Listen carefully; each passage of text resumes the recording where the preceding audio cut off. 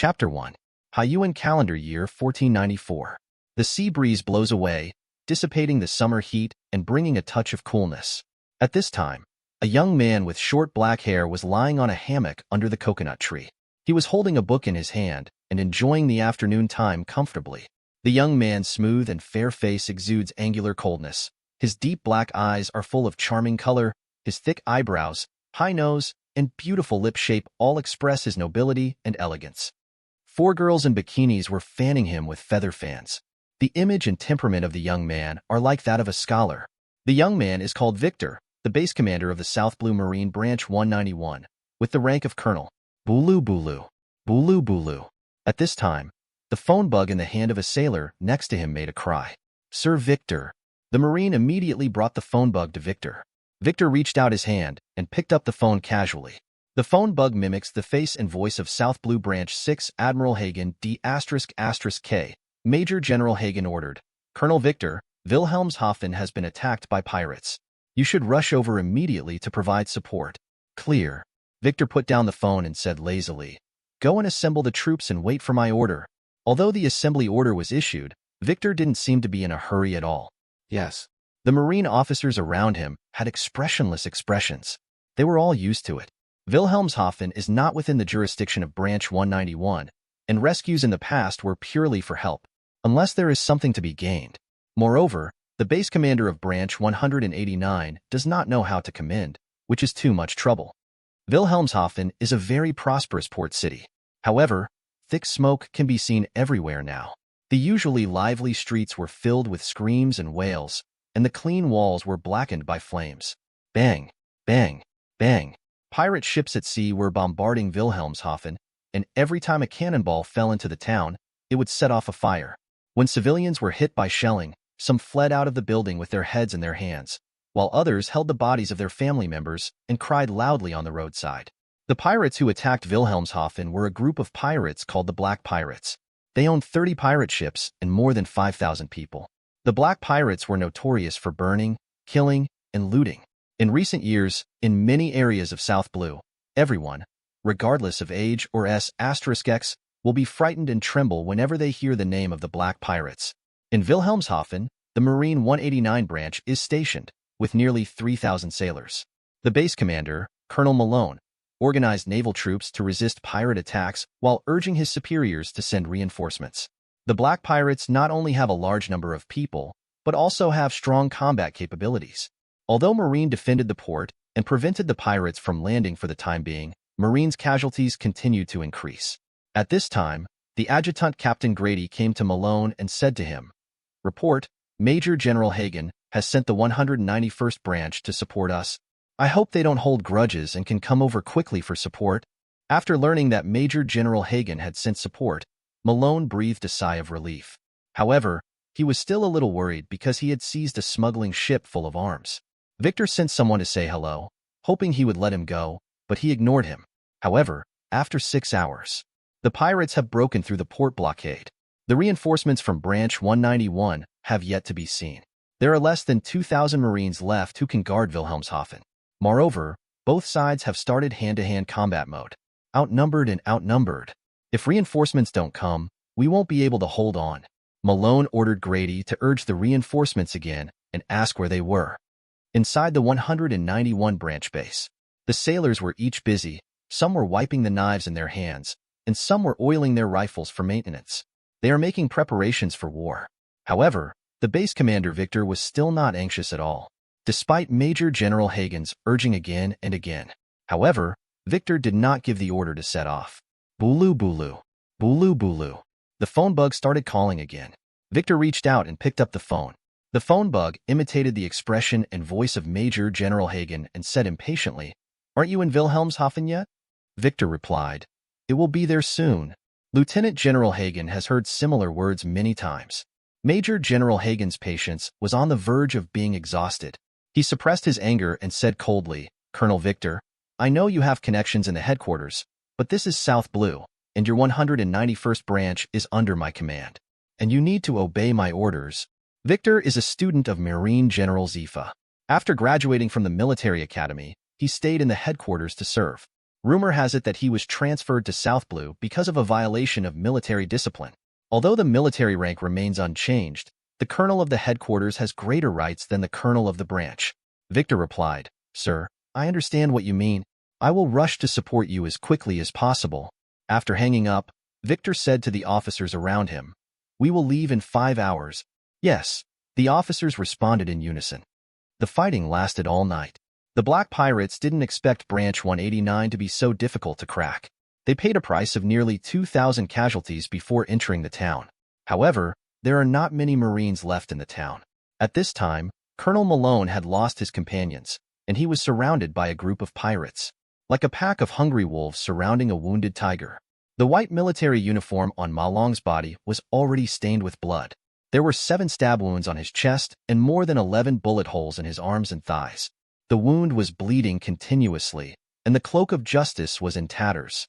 Even when outnumbered, he never flinched. "This is his justice. Everyone get out of here." At this time, a deep voice sounded. Ma Long gasped, holding the sword in his hand and looking ahead. In Ma Long's sight, a tall man wearing a set of thick black armor appeared. The man walked towards Ma Long step by step, and every step he took would give Ma Long a sense of oppression. The man's name is Black, and he is the captain of the Black Pirates. Marine has offered a bounty of 45 million Baileys. Hyde's weapon is a huge black hammer. The hammer weighs 500 kilograms. As long as it is hit by a hammer, the bones will be smashed into pieces. However, the hammer was like nothing in Hyde's hand. In particular, Head is 5 meters tall and holds a hammer more than 3 meters long, which seems to be able to crush everything. "Ha ha ha ha, die, Marine." Head held the hammer and rushed directly towards Malone. Hyde is wearing heavy armor and runs like a heavy tank, and his speed is not slow. Ma Long was shot in the leg. He could not rely on his flexible steps to jump to avoid, and could only roll to the ground in embarrassment. Boom! The hammer hit the muddy ground, splashing large amounts of gravel and black mud. Ma Long looked even more embarrassed, and his cheek was cut by gravel. Hyde swung the hammer in his hand again. Boom! The hammer came down. An entire house was smashed to pieces. Ma Long tried his best to dodge and was panting. "You can't dodge this blow." With a ferocious smile on his face, Head swung the hammer again. Sure enough, Ma Long couldn't dodge this time and could only hold the knife to resist. But the sword in his hand was directly smashed to pieces by the giant hammer's attack. Ma Long was hit hard into the ground. His entire chest was flattened, and his sternum was shattered. "He is dead." Humph. Hyde picked up the hammer, shook it slightly, and after shaking off the flesh and blood, ordered, "Move quickly, don't leave even a coin behind." "I understand, boss. Now I'm rich." The pirates were very excited. Without Marine in the way, they could plunder Port William as much as they wanted. As pirates, they are very skilled in their professional skills. The pirates quickly plundered a large amount of gold and silver and robbed many people, especially women and children. Their price in the slave market is much higher than that of men. Chapter 2. Men, women, and children all had their hands tied and were rushed onto the boat one after another. The heavy box was filled with gold, silver, jewelry, banknotes, and coins. In addition, the pirates did not let go of food, medicine, alcohol, weapons, and ammunition in the Marine branch base, etc. There are so many supplies in Wilhelmshaven. Although nearly 2,000 people were killed or injured, all the pirates, including Head, felt it was a good deal. As for the people who died, I can only say that they were unlucky. Those who survive can enjoy themselves as much as they want. At this time, a pirate cadre discovered the facts sent by the 6th branch in the Marine temporary command post at the port. Why didn't Marines' reinforcements come? Pirate leader Zoro didn't understand. They started attacking Wilhelmshaven during the day yesterday, and now it's daylight, and Marine reinforcements haven't been seen yet. Whatever, even if it comes, we can deal with it. Fida, the pirate cadre next to him, said with a smile. They wiped out all 189 branches and killed nearly 3,000 sailors. Even Colonel Malone, the base commander of Branch 189, died at the hands of their boss. Even if reinforcements from Branch 191 come, there is nothing to be afraid of. Head was sitting on the throne on the deck of the main ship, smoking a cigar he had plundered from a noble's home. Gold, silver, and jewels were piled in front of him. This is tradition. The cadres took the loot back to the ship and waited for Head to distribute it. At this time, the pirates' eyes shined. In addition to the slaves on each ship, gold, silver, jewelry, and a large amount of cash were enough to keep them happy for a while. Wilhelmshaven is indeed a large port, so fat. It's a pity that a lot of goods cannot be taken away and can only be burned. At this time, the pirate on the main mast was holding a telescope and observing the distance. If an enemy approaches, he will sound the alarm immediately. Suddenly, a marine warship was spotted on the sea. 1, 2, 3, 6 ships. Lord Heidi, 6 marine warships appeared in the southwest. When the pirates on the mast spotted marine, they immediately shouted loudly downwards. 6 ships. At least 3,000 people. It must be Marines' reinforcements. Zoro responded quickly, always remembering the reinforcements from the 191st branch. After this battle is over, reinforcements will come? They are here to collect the bodies. Definitely, their commander must be a coward. The pirate officers on the main ship all looked down upon Marine. In their opinion, this Marine, which should have appeared yesterday, was deliberately delayed until now. The purpose is to avoid direct confrontation with them. Heidi thought so too. He stood up and picked up the telescope to look out. The warship has stopped. At this time, all the pirate leaders, including Head, witnessed all this. Ha ha ha ha, Head laughed disdainfully, and this group of Marines didn't dare to come over. Boss, go kill them. Kill all these Marines. They are no match for us. The Black Pirates just wiped out the 189th branch yesterday, and their morale is now high. In their opinion, Marine was completely vulnerable. Then throw them all into the sea. Hyde's eyes flashed fiercely. If he could eliminate the Marines from both branches in one go, his reward would be greatly increased. When the time comes, he will be the strongest pirate in South Blue. At the same time, on the deck of a Marine warship, Lieutenant Colonel Marta was on the mast, observing the movements of the pirates.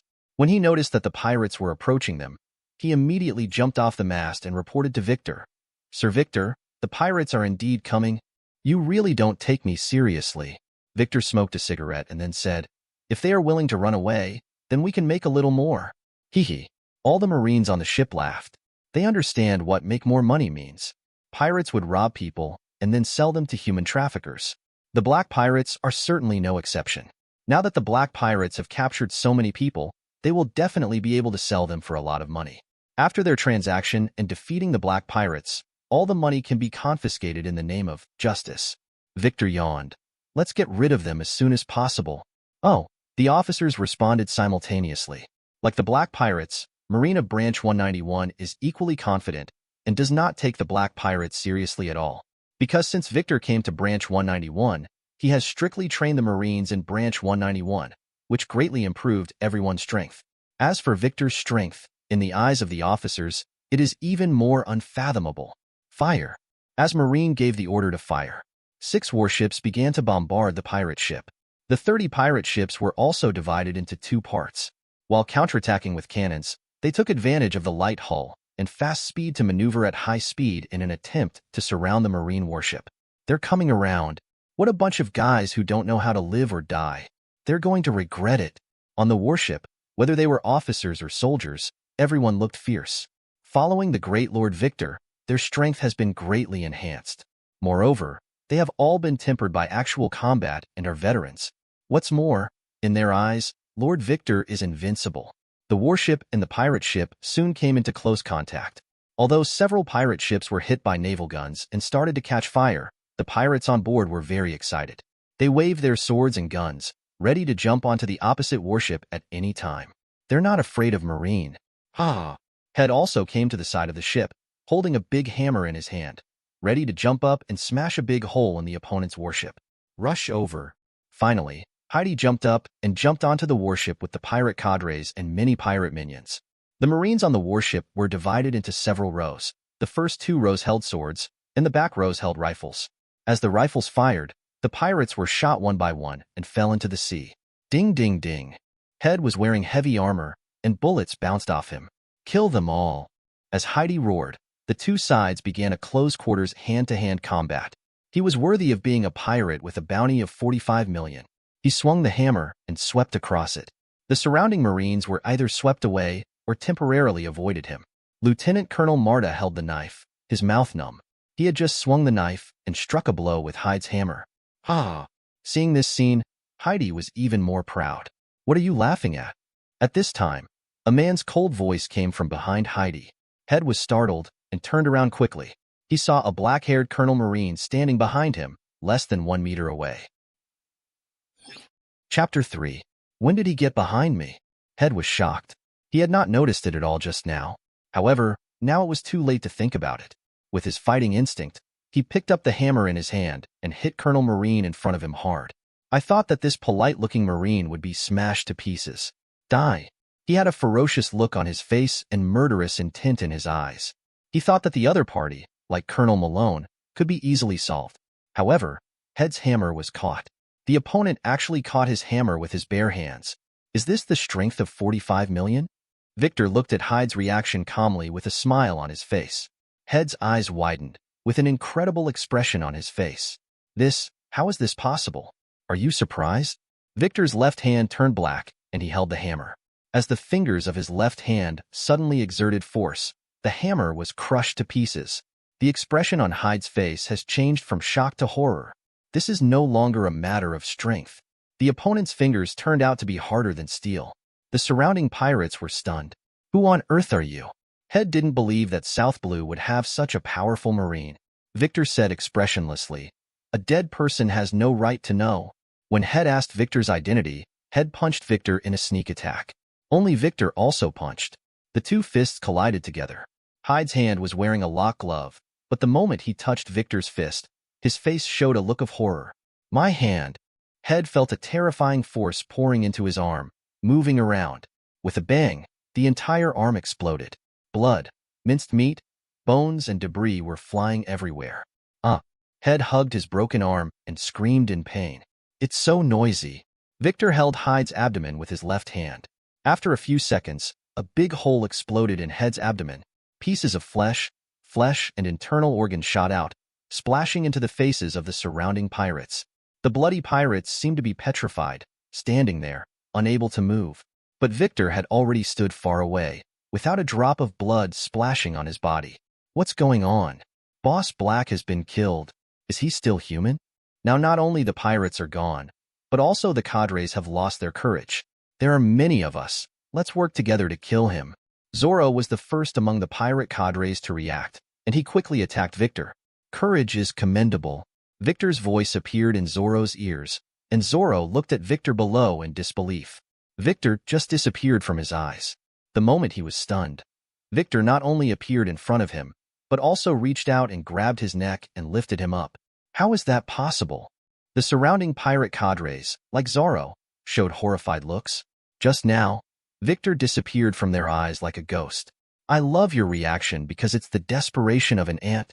A smile appeared on Victor's lips, and as he exerted force with his right hand, Zorn's neck was directly crushed. Zorn's head hung weakly. Long live Lord Victor! Long live Lord Victor! Long live Lord Victor! The surrounding Marines cheered. In comparison, the pirates' morale plummeted, and they had no fighting spirit at all. A battle at sea ended with Marines' overwhelming victory. Nearly 3,000 pirates were beheaded. Since Victor came to Branch 191, Branch 191 has not left any prisoners of war. Sir Victor, a total of 6.3 billion bellies of stolen money have been seized, and the value of gold and jewelry has yet to be estimated. There are 6,416 captive women, children, and men in total. Lieutenant Colonel Marta began to report the results of the battle. Victor took out a cigarette, took a deep breath, and said, "Let the prisoners go. Give them some food and 20,000 belly for living expenses. He is Marine. He represents justice. He saved everyone here, and he deserves to enjoy flowers and praise." Of course, this is image engineering. Victor needs to establish a positive image in front of the world, even if his heart is dark. Yes. Lieutenant Colonel Marta recorded Victor's order in the notebook. Victor continued, "In addition, each sailor who participated in the war this time will be rewarded 200,000 baileys. Those with a higher military rank will receive an additional 100,000 baileys according to the old rules. The pension for those killed in battle is still the same as the old rules. 3,000 people, each person will receive 200,000. At least 600 million belly must be issued. Moreover, Seaman Apprentice is 300,000, Seaman First Class is 400,000, Seaman First Class is 500,000, Petty Officer 3 is 500,000, Petty Officer Second Class is 600,000, and Petty Officer First Class is 700,000. As the military rank increases, the rewards become higher. Although Victor is greedy, he knows what to spend and cannot save a penny. Yes. Lieutenant Colonel Marta continued to record. Victor said, "Tell everyone that there will be a banquet tonight." Yes. After Marta finished recording, he was about to convey the order. However, he suddenly thought of something and hurriedly asked Victor, "Sir Victor, do you need to contact the arms dealer for the weapons that were collected?" Victor said, "Take it back and put it in the warehouse. We won't sell it for the time being." "Yes, then I will convey your order." Marta turned and left. After Marta conveyed the order of the banquet and bonus, all the Marines cheered, and shouts of "Long live Lord Victor" rang out in the port. Since following Victor, Marine in Branch 191 has become stronger, promoted faster, and earned more money. These are all real benefits. Therefore, they all follow Victor from the bottom of their hearts. Branch 189 was completely wiped out by the Black Pirates, and Colonel Malone was killed. The next day, the Black Pirates were completely wiped out by Branch 191. Major General Hagen was very angry when he learned about it, because the distance between Branch 191 and Branch 189 only takes 5 hours by flight. However, until the 189th branch was completely wiped out, they could not wait for Victor's reinforcements. Major General Hagen was furious. Therefore, Hagen immediately sent a fax to the headquarters, asking the headquarters to deal with Victor. Although Victor is Hagen's subordinate, Marine's appointment power is decided by the headquarters. Therefore, no matter how excessive things Victor did, they still need to be investigated and judged by this department. However, since Hagen reported with his real name, he had to collect evidence of Victor's crime. Marinafando, Marine Headquarters. Warring States received a fax from Major General Hagen. In the fax, Victor's 3 major crimes were listed. 1. Delay the fighter plane, resulting in the total destruction of friendly forces. 2. Blackmail the nobles and merchants within the jurisdiction. 3. Reselling arms. After reading it, Warring States couldn't help but frown. He believed that Major General Hagen was not slandering Victor. However, Victor's identity is unusual. Victor is not only Zifa's disciple, but also the son of Lieutenant General Anderson, Zifa's comrade-in-arms during the Warring States period. 10 years ago, during the Valley of the Gods incident, the Andersons died fighting to protect the Celestial Dragons, leaving behind a 10-year-old Victor. Therefore, although Victor violated military discipline many times, he was still not sent to a military court. No way, who made Victor's background tough enough. The middle-aged and elderly generals in the Marine headquarters all know the Andersons. Of course, having a background is one of them. The point is that Victor is very talented. He awakened the hockey of knowledge and color as soon as he was born, and has the potential to become a Marine general. Hey, where should I put him? Warring States had a headache. If Victor was left in the headquarters, it would make the headquarters a mess. But if you are sent overseas, it will be a disaster for you. Chapter 4. What's giving you such a headache? At this time, he walked into the office. As soon as she saw Sungwa's frown, she knew that Sengwa was troubled. That boy Victor. Warring States did not hide anything, and chose to tell the truth frankly. He is indeed not a disobedient child, Crane said with a smile. Crane was friends with Victor's mother, Major General Shelley. After the Andersons died in the battle, the Marine headquarters deliberately kept Victor in their own care for fear of being bullied. Therefore, Crane grew up watching Victor. Later, they respected Victor's decision and sent him to the military academy, becoming Zifa's first batch of students. Take a look. Warring States handed Major General Hagen's fax to he. After reading it, he also frowned. Delaying a fighter jet is a serious crime. Moreover, because of the delay in fighter planes, the 189th branch was completely wiped out. If he was sent to a military court, Victor would definitely go to jail. Crane asked, "Then what are you going to do about it?" Warring States leaned on the chair, looked up at the ceiling and said, "You can't just listen to Major General Hagen's words. I will send a fax to ask Victor, and then send someone to South Blue to investigate the situation. If the matter is true, then we will deal with it." Yeah. He nodded, thinking that this was the appropriate way to deal with it. Warring States said, "Whether it's true or not, trying to find a way to accommodate Victor and keep him in South Blue is not a long-term solution." He suddenly made a suggestion. "How about letting him go to New World? New World happens to be short of people, and Victor can also help." Warring States was silent for a while and said, "I'll think about it."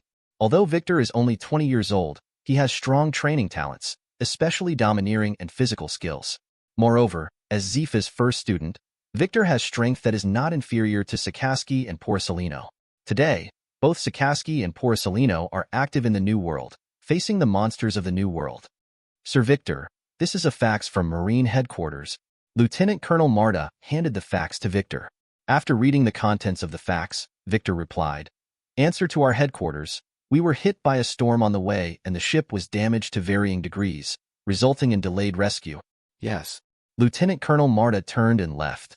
Facing the questioning from Marine Headquarters, Victor randomly found a reason. Weather concerns are the most appropriate reason. As for whether you believe it or not, Victor didn't care. He has no other purpose now, just to make money. If Marine can't survive, then he will leave Marine, whether it is to occupy a country or become a pirate. Money is capital. Only when you have money can you recruit soldiers and horses, buy weapons and ships, and establish your own power. If Victor wants to achieve his ambition, he must have a lot of wealth and power. In the year since he came to South Blue, Victor has made more than 3 billion belly. This time William Port's harvest is equal to twice the annual income. After Victor responded to the fax, warring states could not find any problems. Of course, whether Victor encountered a storm requires an investigation into Branch 191. Since Major General Hagen reported with his real name, the Warring States period also had to do the whole thing. Therefore, the Warring States period sent Lieutenant General Wood from its headquarters to form an investigation team and went to South Blue to investigate this incident. Sending a lieutenant general from the headquarters represents the importance attached by the Marine headquarters, and Major General Hagen will definitely not have any objections. Lieutenant General Wood is a tough guy and is known as fair and just within Marine headquarters. Major General Hagen learned that Lieutenant General Wood was investigating. His confidence is even greater. Therefore, Major General Hagen immediately dispatched Colonel Gabri to secretly go to the Kingdom of Talos. The Kingdom of Talos is located within the jurisdiction of Branch 191. Unlike the Kingdom of Kozer, which is mainly engaged in light industrial trade, the Kingdom of Talos is mainly focused on agriculture and mining. The land and mines were under the control of the nobles. Therefore, the nobles of the Kingdom of Talos are very wealthy. However, since Victor was transferred, the lives of the nobles have not gone smoothly, because Victor will ask for protection money from them. Of course, in order not to fall into the trap of others, Victor will ask nobles and businessmen to donate by raising funds. If they don't donate money, then Victor won't guarantee that their ship can leave his jurisdiction smoothly. Victor would seize the cargo ship, then search the ship for arms and even wanted criminals, and then find a reason to arrest people at the homes of nobles and merchants. Therefore, the nobles and merchants of Talos Kingdom dared not speak out. Colonel Gabriel first came to Marquis Charles's castle and handed Major General Hagen's autograph letter to Marquis Charles. After reading Major General Hagen's handwritten letter, Marquis Charles showed an expression of surprise on his face, but he was still a little worried. "Can we really drive that guy out of South Blue?" Gabriel said seriously, "Your Majesty the Marquis, as long as you are willing to testify against Victor's extortion, Lieutenant General Wood will definitely deal with him." The investigation team headed by Lieutenant General Wood had just arrived at the port of Leinster in the Kingdom of Talos and was immediately given a grand welcome. The King of Talos Kingdom, as well as a group of nobles, wealthy businessmen, Major General Hagen, the Admiral of the 6th Branch, and many brigadiers from South Blue were already waiting at the port to welcome them. The Lieutenant General of the headquarters is far above Hagen. If he can be appreciated by Lieutenant General Wood, promoted and appointed, and brought back to the headquarters, then he will have a bright future. Therefore, South Blue's senior officers are particularly energetic and in neat military appearance. Before Lieutenant General Wood, Major General Hagen had already sent people to contact the nobles and wealthy businessmen of the Talos Kingdom and asked them to testify and confirm Victor's extortion. Hagen doesn't want Victor to stay at South Blue. Therefore, he was more active in collecting evidence than the investigation team. The base of Branch 191 is located in the port of Leinster. At this time, Victor came to the port yawning and looking sleepy. Hagen sneered secretly when he saw Victor's appearance. Hagen also asked about Lieutenant General Wood and heard that Lieutenant General Wood was well known in the headquarters as a selfless man. This time the Warring States General sent Lieutenant General Wood, who will definitely be able to send Victor to a military court. Coming. Vice Admiral Wood's ship is coming. At this time, a Marine brigadier said excitedly. Under everyone's gaze, a huge warship appeared in everyone's sight. That is a large warship only equipped by the headquarters. One ship can carry 1,000 sailors. As the warship sailed into the port, lowered the anchor and set up the ladder, a man with a serious expression and eyes like an eagle stepped off the ship step by step. The man glanced around and saw that all the senior Marine officers in the port were silent, and their heartbeats began to accelerate. It's the feeling of oppression from the strong. Gulu Major General Hagen swallowed, a drop of sweat dripping from his forehead. He was a little nervous. This must be Lieutenant General Wood. He is indeed a tough guy. Just when Hagen was imagining Lieutenant General Wood taking care of Victor, Victor waved and shouted, "Uncle Wood!" Chapter 5. Uncle Wood? Major General Hagen, Marquis Charles, and others were stunned. On this occasion, Victor's name for Lieutenant General Wood was a bit too affectionate, wasn't it? Not only Major General Hagen, Marquis Charles, and the nobles and businessmen of the Talos Kingdom, but also Lieutenant Colonel Marta and others were shocked. Lieutenant Colonel Marta and others had read Lieutenant General Wood's deeds from newspapers and knew that he was a tough guy who was fair and selfless. I thought that the investigation team led by Lieutenant General Wood would find out the problem in Branch 191. Unexpectedly, Lord Victor actually met Lieutenant General Wood. Now things take a turn for the better. At this time, Victor took the initiative to approach Lieutenant General Wood. Lieutenant General Wood is about 3 meters tall. Victor's height is about the same as Lieutenant General Wood. Lieutenant General Wood laughed loudly and said, "I knew you would cause trouble wherever you go." Victor replied calmly, "Too good will always make people jealous." "Really?" Lieutenant General Wood stopped smiling and then said with a straight face, "If you really want me to find out the problem, I won't let you off lightly." Victor replied disapprovingly, "Uncle Wood can just check it. There will definitely be no problem." "Well, that's good." Lieutenant General Wood glanced at Victor and nodded. This scene was seen by Major General Hagen and others. Marquis Charles and other nobles and wealthy businessmen began to waver in their hearts. The relationship between Victor and Lieutenant General Wood is obviously unusual. If Lieutenant General Wood sided with Victor, then by providing evidence against Victor, they would be causing trouble for themselves. Moreover, judging from Victor's calm look, he is not afraid of investigation at all.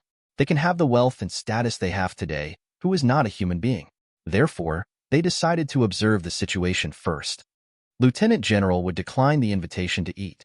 He led the investigation team directly to the 191st branch base and began to investigate. Every morning, a sailor would be called out individually. The sailors who are randomly inspected will be taken to the room alone and questioned repeatedly.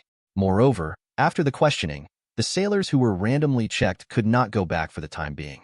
Therefore, Marine in Branch 191 has no idea about the investigation direction and progress of the investigation team. This made the officers of Branch 191 start to worry. If someone spills the beans, everyone will suffer. However, Victor was very calm. Lieutenant Colonel Marta said worriedly, "Sir Victor, will the investigation team find out the problem?" When he learned that the investigation team was coming, Victor informed everyone and asked them to use the same voice to assist in the investigation. In addition, before the investigation team leaves, everyone is prohibited from drinking and must keep their mouths shut. It is easy to tell the truth after drinking. After hearing this, Victor smiled and said, "Don't worry, it's Lieutenant General Wood. There will be no problem." Marta asked carefully, "Do you know Lord Victor and Lieutenant General Wood well?" Victor smiled and said, "Lieutenant General Wood was my father's best friend during his lifetime. When I was a child, I peed on his head. Therefore, even if a problem is really found, Lieutenant General Wood will help to solve it." Lieutenant General Wood was a close friend of Victor's father in this life, and the two had a lifelong friendship. Victor never lied about this. However, Lieutenant General Wood is indeed impartial and selfless. Want Lieutenant General Wood to wipe his butt? That's impossible. Black is black and white is white. Lieutenant General Wood is a very principled person. So that's it. Lieutenant Colonel Marta finally breathed a sigh of relief after hearing this. At this time, Victor said with a smile, "The relationship between me and Lieutenant General Wood can be made public so that everyone can feel at ease and let those guys understand the situation and who can be messed with and who cannot be messed with." Yes. Lieutenant Colonel Marta understood the meaning of Victor's words. The Marine executives of South Blue, the nobles and businessmen of Talos Kingdom, all want to find out the relationship between Victor and Wood. As long as the relationship between the two is confirmed to be very familiar, they will not dare to cause trouble. Later, Victor informed Lieutenant Colonel Marta about his life experience and origin. Through Lieutenant Colonel Marta's mouth, Victor's background was publicized. No wonder Lord Victor is not afraid. It turns out that Lord Victor's parents were both major generals in our headquarters and died in battle to protect the Tianlong people. Lieutenant General Wood and Lord Victor's father are close friends, and they have a very close relationship. This department is just going through the motions. We will follow Victor's instructions and I guarantee there will be no problems. Within Branch 191, both officers and sailors were discussing the relationship between Victor and Wood.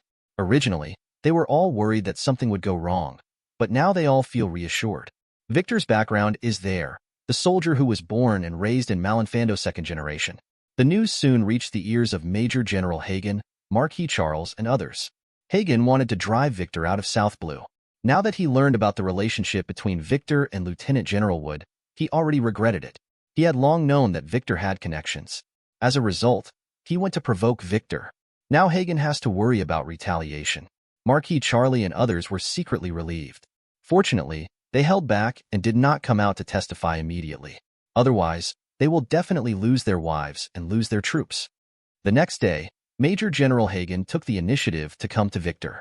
Major General Hagen brought many people, and everyone brought gifts. Major General Hagen is here to apologize. Colonel Victor, I didn't know the weather conditions that day, and I made a mistake. Please forgive me. Hagen took the initiative to apologize and sent a box containing specialties. I can understand Major General Hagen's mood, Victor said with a smile. He was not polite and accepted the box. The moment I caught the box, I felt the box was heavy. This is certainly no ordinary specialty. The Brigadier General, Colonel, Lieutenant Colonel, Major, and other officers behind Major General Hagen also presented gifts. Major General Hagen and others stayed in Victor's office for a while, and then left. After Hagen and others left, Victor opened the box. The surface of the box is filled with pastries wrapped in oil paper, and underneath the pastries are gold bars. The gold in this box is at least 10 million vellay. After opening other people's boxes, they also found brand new cash. Victor took out all the money and opened his safe. When the safe was opened, the space inside was almost filled with money. There are many similar safes in Victor. As a time traveler, he can relate to the words 3 years to clear the magistrate's house, 100,000 snowflakes and silver. The reason why he does not stay in the headquarters is because there are too few opportunities to make money in the headquarters. Unlike in South Blue, the sky is high and the emperor is far away. Within his own jurisdiction, he is the ruler, and his word is the law. Chapter 6. After learning about Victor's background, Major General Hagen took the initiative to apologize, send gifts, and also took the initiative to withdraw the report. Marquis Charles and other nobles and businessmen also came to give gifts to consolidate their relationship with Victor. None of them wanted to provoke Victor, and they were all afraid of Victor's revenge. No one came forward to testify, unable to prove Victor's extortion. As for violating military orders, delaying the fighter plane and leading to the destruction of Branch 189. Because the 191 branch had the same caliber and claimed that the storm was the cause, they were unable to arrive in Wilhelmshaven in time for reinforcements.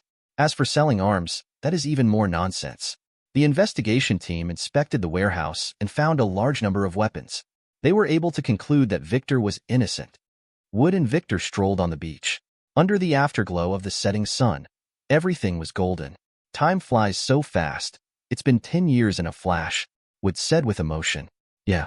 Victor responded softly. 10 years ago, your parents and I guarded the Valley of the Gods. Although we finally defended the Valley of the Gods, they died. Wood again talked about what happened 10 years ago. However, Victor was not sad at all. As a time traveler, he is also an adult soul. Therefore, he does not have much feelings for his parents in this life. Wood raised his hand and patted Victor on the shoulder. Come back to the headquarters as soon as possible, become a better Marine than your parents, and carry out your justice.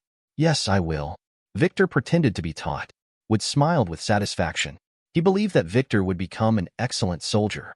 Because Victor's parents sacrificed their lives to uphold justice, justice will be passed down. Wood firmly believes in this. At this time, a colonel ran over. The colonel was Wood's adjutant. The colonel handed the fax to Wood. Lieutenant General Wood, fax from headquarters. After reading the contents of the fax, Wood said to Victor, the headquarters asked me to return immediately. Victor said, Uncle Wood, I have prepared some South Blue specialties. You can bring them back for me to my uncle and aunt in the headquarters. When Wood heard this, he said happily, they will definitely like it very much. In Wood's eyes, Victor is a sensible child. Delaying the opportunity to fight? Extortion? Selling arms? How could Victor do such a thing? It's pure slander. Victor was at the port. After watching Lieutenant General Wood leave, he said to Lieutenant Colonel Marta, "Contact the arms dealers and ask them to take away the arms from the warehouse."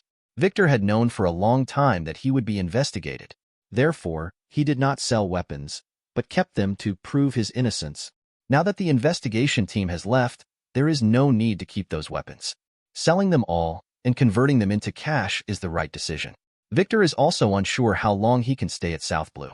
If he is transferred suddenly, all the money will be taken away.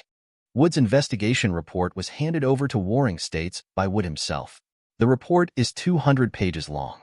The subjects of the investigation were 100 Marines from Branch 191, 15 nobles, and 40 businessmen from the Kingdom of Talos.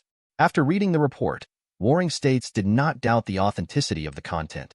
He believed that Wood was investigating carefully.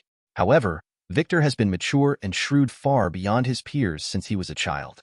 If Victor wanted to deceive Wood, it would be easy. Therefore, Warring States does not believe that the investigation report can prove everything. Of course, the Warring States period was too lazy to delve into it. Although the 189th branch lost 3,000 sailors, Victor also eliminated the Black Pirates and eliminated a cancer for South Blue. Recent newspapers have been praising Marine's greatness. Justice has been promoted and evil parties have been punished. The results are good. Sengoku is not only a master of tactics, but also a grandmaster of strategy. In his opinion, even if Victor is selfish, it is harmless. At this time, he walked into Sengoku's office. Warring States took out Victor's information, put it on the table, and said, 10 years ago, after the Valley of Gods incident, we lost a lot of elite forces, which caused us to lose control of New World. However, Zifa brought us hope. Crane saw Victor's information and said, "You want to send Victor to the New World?" Warring States hummed and did not deny it. Sakaski, Porcelino, and Victor, the strength of the three of them is recognized by Zifa. Now Sakaski and Porcelino are active in New World. They are constantly accumulating experience, and I hope Victor will be the same in the future, and Victor needs more experience. In the eyes of Sengoku, Victor is an important combat force for Marine in the future. He has decided to train Victor as a general candidate. Crane asked worriedly, "Do you think Victor will obey the arrangement?" "I will guide him." Songhua was full of confidence. Although he was in Malinfando, he obtained more information, which allowed him to have a better understanding of Victor. He murmured, "If he can really obey the arrangement, it will be a good thing." Branch 191, Victor's office. "Gold always shines, and I still want to make more money in South Blue." Victor muttered to himself. Just now, Victor received a fax from Marine headquarters. The department wants to transfer Victor back to Malinfando. However, during this year, he also made a lot of money, so it was not in vain. Of course, Victor cannot abandon South Blue's foundation. In his eyes, South Blue is a cash machine. Victor decided to recommend Lieutenant Colonel Marta as his successor, so that Branch 191 could continue to make money in the Kingdom of Talos, and he could make profits behind the scenes. Chapter 7. A few days later, Leinster Pier. On a warship, sailors were busy moving a large number of safes onto the ship. These safes contained gold, silver, jewelry, and large amounts of cash. After the last safe was on board, Lieutenant Colonel Marta boarded the ship and counted the number. After confirming that it was correct, he came to Victor and said, "Sir Victor, your luggage has been loaded on the ship." Victor smoked a cigarette and patted Lieutenant Colonel Marta on the shoulder. "When I arrive at the headquarters, I will recommend you to be the colonel of the 191st branch. If you encounter trouble, send a fax to the headquarters at any time and I will help you solve it." "Thank you, Lord Victor." Lieutenant Colonel Marta looked at Victor gratefully. Victor said seriously, "The separation is only temporary. When I am in a high position and have real power, you can all come back to me." Lieutenant Colonel Marta said sincerely, "I will never let down Lord Victor's support." Before Victor came to Branch 191, Lieutenant Colonel Marta was just a captain officer. Because there is no background, Marta has never been able to rise.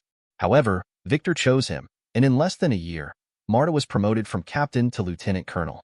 Now Victor is leaving and recommends Marta to be promoted to colonel. "This is the grace of renewal." Victor said in Lieutenant Colonel Marta's ear, "Take good care of our territory. There are many things I will do in the future that will require money. Don't worry, Lord Victor. My subordinates will definitely complete the mission." Lieutenant Colonel Marta stood up straight and reassured Victor. Yeah. Victor was satisfied. His reason for reusing Marta is simple. Because Marta was from South Blue's recruiting camp and had no background or ability, She was promoted to the rank of captain with her own passion. However, Marta has been a captain for 5 years and has never been promoted. Because Marine's promotion only depends on 2 points. One is strength, and the other is background. If you have the strength, you can get through anywhere. For example, after the war, the Marine world recruited soldiers, and Green Bull and Fujitora were directly selected as Marine generals. Not to mention those with background.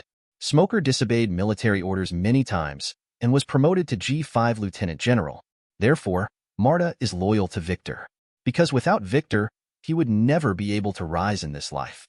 As for you, at this time, Victor looked at the colonel and lieutenant officers who were promoted by him and said, I will also recommend you. After I return to the headquarters, you will all be promoted. Long live Lord Victor. The colonel and lieutenant officers of Branch 191 shouted in unison. Even if I leave, the benefits will remain the same. Victor said to the sailors of Branch 191. Long live Lord Victor. Long live Lord Victor. Long live Lord Victor. The sailors shouted collectively. As long as there is an opportunity to get promoted and make a fortune, low-level sailors are willing to be loyal. What's more, their lives have improved after following Victor for a year. As for justice, it's okay to trick recruit. As long as you have been a soldier for a few years, you will understand the darkness of world government. And justice is just a hypocritical slogan of the world government. Is it worth going through life and death for a hypocritical slogan? Marina Fando, Marine Headquarters. Victor came outside Sengoku's office. Report. Victor gave a military salute. Come in. Sengoku's voice came from the office. Victor opened the office door and walked in.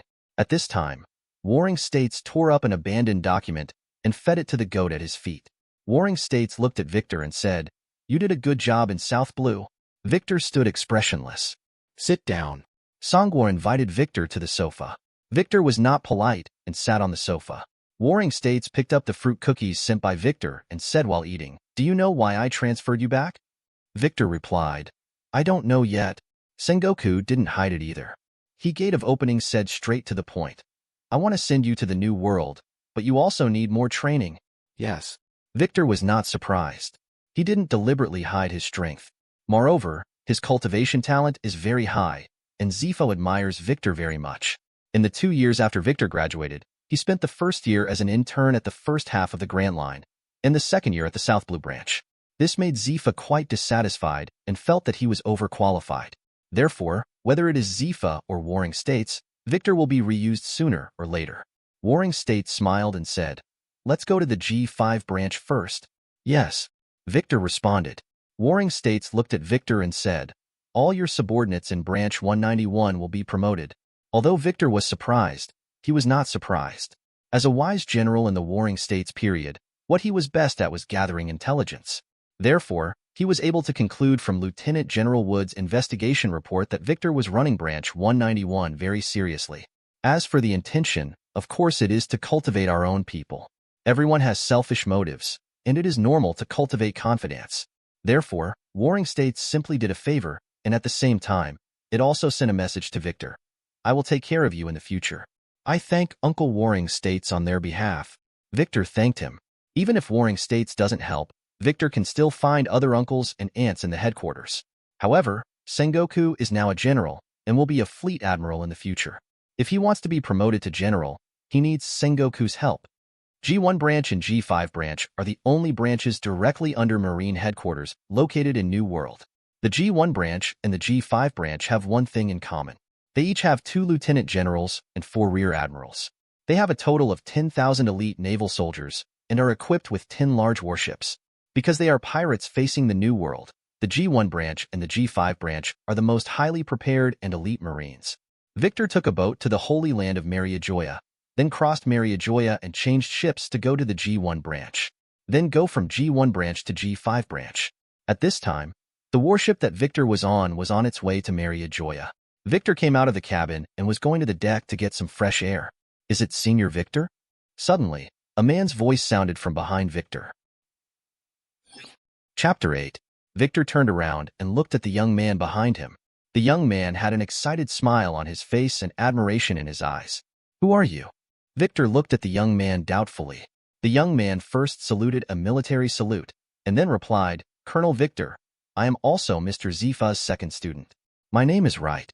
I just graduated this year and am interning on Lieutenant General Garp's ship.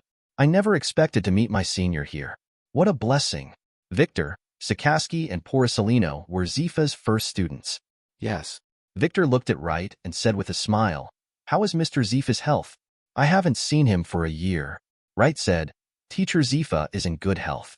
He often mentions our seniors to us and asks us to learn from them." Victor smiled and said, "Teacher Zifa always praises me. I will be proud." Wright said with admiration, "Teacher Zifa said that as long as you see any physical skill once, you can learn it. You are the genius among geniuses, and you are the first to master domineering among all his students. Especially you, the six-style combat skills you developed are extremely practical, and the records you set while you were in school, no one can break them now." Wright kept talking, looking like a little fanboy. However, this is not surprising. Victor Grandmaster is a master of physical skills and domineering, and he has been practicing very hard since he was a child. In Zifa's eyes, Victor is not only talented, but also diligent. He is a role model for students and Zifa's pride. Victor encouraged, "As long as you maintain your enthusiasm and practice, you can be like me." Yes, Wright was naturally delighted to receive encouragement from his idol. "Then keep busy. I'll go to the deck to get some air." After Victor finished speaking, he turned and left. Cavictor and others came to the G1 branch base. At this time, 2 lieutenant generals from the G1 branch were already waiting for them in the military port. "Victor, I haven't seen you for a while." The first lieutenant general to speak was Boris, who was 57 years old this year. The lieutenant general behind Boris is called Cliff, who is 49 years old this year. Victor took the initiative to greet Boris and Cliff. "Uncle Boris, Uncle Cliff," Boris asked doubtfully. "I heard you went to South Blue? Why were you transferred to the G5 branch again?" Victor explained. "It was arranged by Uncle Warring States. He thought I needed more training." "Yeah, Warring States did it right this time." Boris nodded in agreement. "There is no reason to send the elite of the headquarters to South Blue. Isn't that overkill?" Although Victor did violate military discipline, Boris didn't think it was a big problem. Who has never been young and energetic? At this time, Victor saw many familiar faces. One of them is Akainu. However, Akainu has not yet received a code name. It should be called Sakaski. Sakaski was wearing a red half-sleeved shirt, a marine hat, and carried a long knife behind his back. Currently, Sakaski has not yet obtained the ability of rock berries. The other is Porcelino. Porcelino was wearing a yellow shirt, white vest, and a marine hat. In addition, Victor simply ignored Huashaoshan, Ghost Spider, and others. Sakaski, Porcelino, and others also saw Victor. Sakaski deadpanned. A trace of curiosity flashed in Porcelino's eyes. Originally, after graduation, Victor would be sent to New World for an internship like them. However, Victor stayed in the first half of the grant line. Now, so many young players with potential are gathered together, which means Marine is making big moves. During dinner, Victor saw the trio of Sakaski, Ghost Spider, and Doberman who were always sitting together in the restaurant. Both Ghost Spider and Doberman agreed that Sakaski was righteous. Sakaski's justice is complete justice. He will eliminate all evil parties in the world. This kind of absolute hawkish justice naturally has no shortage of followers. However, the trio seemed a bit out of place in the restaurant, because Huashaoshan, Jimmel, and others were sitting in the central area with major generals, brigadier generals, and school-level officers. Some of them are Sengoku's subordinates, Zifa's subordinates, Garp's subordinates, and He's subordinates. In the past, Sengoku, Zifa, Garp, and He were comrades in arms, and their subordinates were united together, which was equivalent to a faction. Especially Zifa. Zifa is world-famous for not killing. Therefore, this faction is relatively moderate and is Marine's Dove faction. Victor glanced out of the corner of his eye and saw Porcelino sitting alone in the corner, so he walked over with the dinner plate in hand. Porcelino was eating curry by himself. When Victor sat down, he was a little surprised. "Is it convenient to sit here?" Victor asked with a smile. "As you wish," Porcelino said nonchalantly. "Thank you." Victor picked up a piece of chicken, dipped it in sweet and spicy sauce, and ate it slowly.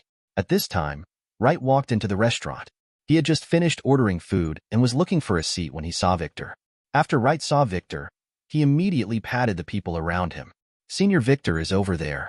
Like Wright, the young man next to him is also a fan of Victor. "Senior, his name is Connor." Wright introduced the young people around him to Victor. Connor scratched his head and said sheepishly, "Hello, Senior. Your 6 forms of cultivation experience has helped me a lot. When Victor was in the military academy, he wrote 2 books, 6 style derivative techniques and 6 style cultivation experience. After reading it, Zifa praised Victor highly and promoted these 2 books in the military academy. Especially Victor's junior students, they have basically read these 2 books, and all of them have benefited a lot. The 6 forms are difficult for ordinary people, let alone grandmasters. It is extremely difficult to become a grandmaster. And Victor wrote down his cultivation experience directly, which saved Wright and others from many detours. In the eyes of Wright and others, Victor is so selfless and great. Victor smiled and said, "You're welcome. If it can help you, then it is valuable." "Senior, can we sit next to you?" Wright asked carefully. "Of course." Victor nodded in agreement. Wright and Connor were sitting at the dining table nearby. They were so excited, and it was great to have dinner with their idols. Porcelino was eating by himself, and he couldn't help but think, so this is the purpose of writing his book, and he should not be underestimated. Porcelino and Victor were classmates. When Victor wrote 6 style derivative techniques and 6 style cultivation experience, the students all thought that Victor was doing it for the limelight. I didn't expect these 2 books to have such a big influence. 4 monsters like Porcelino and Sakaski, 6 style derivative skills, and 6 style cultivation experience are of little help to them. Victor smiled and asked Porcelino, "You haven't been promoted to the rank of colonel in 2 years?" Porcelino frowned. Is this guy looking for trouble? Chapter 9. Porcelino, Sakaski and others now hold the rank of major. Although Porcelino was a little unhappy, he still joked, "You should write another book, How to Raise Military Rank Quickly. This may be helpful to me." Victor thought thoughtfully, then nodded and said, "That's a good idea. I will write a book when I have free time." Victor looked at Wright and Connor. "I hope it can be helpful to you too." "Senior, is it true?" The eyes of Wright and Connor were full of expectation. In their view, Victor's insights and experiences are priceless. Yes. Victor reached out and patted Wright on the shoulder. "Let's work hard together." Yeah. Wright and Connor nodded at the same time. When Porcelino saw this, he couldn't stand it. He couldn't do the same thing. The warship departed from the G1 branch and headed to Timmy Island where the G5 branch is located. The commander in charge of leading the team this time was Major General Koloff. Major General Koloff once served as the adjutant of the Warring States period and won the trust of the Warring States period. After sailing for 3 days and 3 nights, the Marine soldiers on the mast used binoculars to observe several pirate ships. Through the pirate flags on the mast, they could confirm the identity of each other. The Marine shouted down, "The sky pirates have been discovered." The captain and lieutenant officers on the deck immediately ran to the side of the ship and observed with binoculars. "It's really them. There are quite a few. These guys are really arrogant. Won't they hide when they see us? Damn it, they are provoking us." Through the telescope, Wright found that the pirates were waving in the direction of the warship, and some even stood on the side of the ship and urinated in the direction of the warship. Soon, Major General Koloff, who was in charge of the escort mission, also came to the deck. Koloff looked solemn and asked, "Is the Golden Lion also on the opposite side?" "The Praia has not been discovered yet," Major General Robert replied. Golden Lion's main ship, Praia, is easily identifiable with a huge golden lion's head on its bow. Major General Koloff looked at the pirate ship sailing at high speed and said dully, "This guy is still as arrogant as ever." Although the Rocks pirates were destroyed, the remnants of the Rocks pirates are rising rapidly. Whitebeard founded the Whitebeard pirates, Big Mom founded the Nations, Kaido founded the Beast pirates, and Golden Lion founded the Sky pirates. Especially the Golden Lion and the Sky pirates. Currently, the Sky pirates have the largest number of pirate ships in the New World and the largest number of personnel, making them the most qualified to ascend to the position of overlord. Sakaski looked at the flying pirates coldly. He has seen this kind of provocation many times in New World in the past 2 years. However, he couldn't respond. The top brass of Marine, or the top brass of the world government, seemed to have other plans and treat the pirates very gently. Therefore, Sakaski has now learned to remain silent. He knew he had no say. Victor looked at Sakaski's reaction. No wonder Sakaski would become more and more autistic in the next few years. The training in the New World not only allowed him to gain more combat experience, but also allowed Sakaski to learn tolerance. And his character has become like an extinct volcano, seemingly calm, but in fact, it can burst out with destructive energy at any time. As for Porcelino, Victor noticed that Porcelino was yawning. It seems that he is used to it and knows how to adapt. Victor looked at Hu Xiaoshan and the others. Their expressions were very calm, and they were obviously getting used to it. Only young people such as Wright and Connor, who had just graduated, clenched their fists and were sulking. The purpose of their joining the army is to destroy pirates. However, the pirates were right in front of them, but they were left alone, which was completely different from what they expected. At this time, Victor said to Kalaf, "Can I attack them?" Wright and Connor both looked at Victor with anticipation and admiration. They wanted Kalaf to say yes. Kalaf looked at Victor and shook his head. That kind of thing is meaningless. The distance between the two sides has exceeded the maximum range of the naval gun.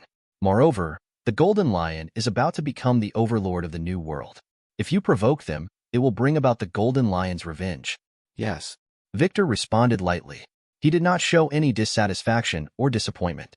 Soon, the sky pirates accelerated their sailing and threw away the warship. After the flying pirates left, Kalaf and others left the deck and returned to the cabin.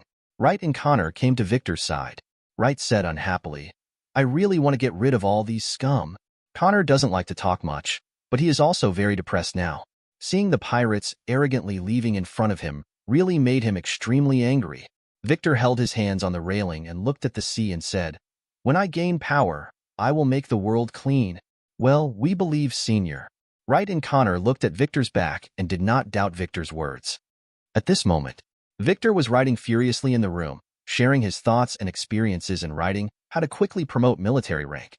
From recruit to colonel, Victor wrote his thoughts and experiences in the book. Promoting yourself is a very important and highly rewarding thing. Victor wants to establish his own faction and party members in his own way, and gradually increase his influence in Marine. Tuck, tuck, tuck. There was a knock on the door. "The door is unlocked. Come in," Victor said casually. Wright and Connor walked in from the gate of opening. Victor said calmly, "Just wait a moment, it will be written soon." Wright and Connor looked at each other, and then their eyes fell on the table. Victor wrote a stack of manuscripts, at least dozens of pages. After Victor put down his pen, he handed the original manuscript of How to Quickly Promote Military Rank to Wright and Connor. "I hope it can help you." "This is." Wright and Connor couldn't help but widen their eyes after seeing the content on the paper. Victor said to the two of them, "This is my promotion experience. It can be used as a reference. I hope it will be helpful to you. Senior, you have been writing it all night these days." Wright had already noticed the dark circles under Victor's eyes. Victor said calmly, "I must do what I promised." "Thank you, Senior," Connor said gratefully. He could see from the manuscript that Victor wrote very carefully and shared his own experiences and insights. Especially the article about getting along with superiors, Victor wrote very specifically. Victor said, "Okay, take it back and read it. The first year of the internship is very important. I hope you can seize the opportunity. After you read it, remember to make a few more copies of it. Maybe it will help more people, so that they will not be confused." "Yeah, we will." Wright and Connor left with the manuscript as if they had found a treasure. Chapter 10. Temi Island, G5 Branch Marine Base. As the gate of the fortress slowly rose, the warships slowly sailed into the fortress. The Marines here looked just like pirates.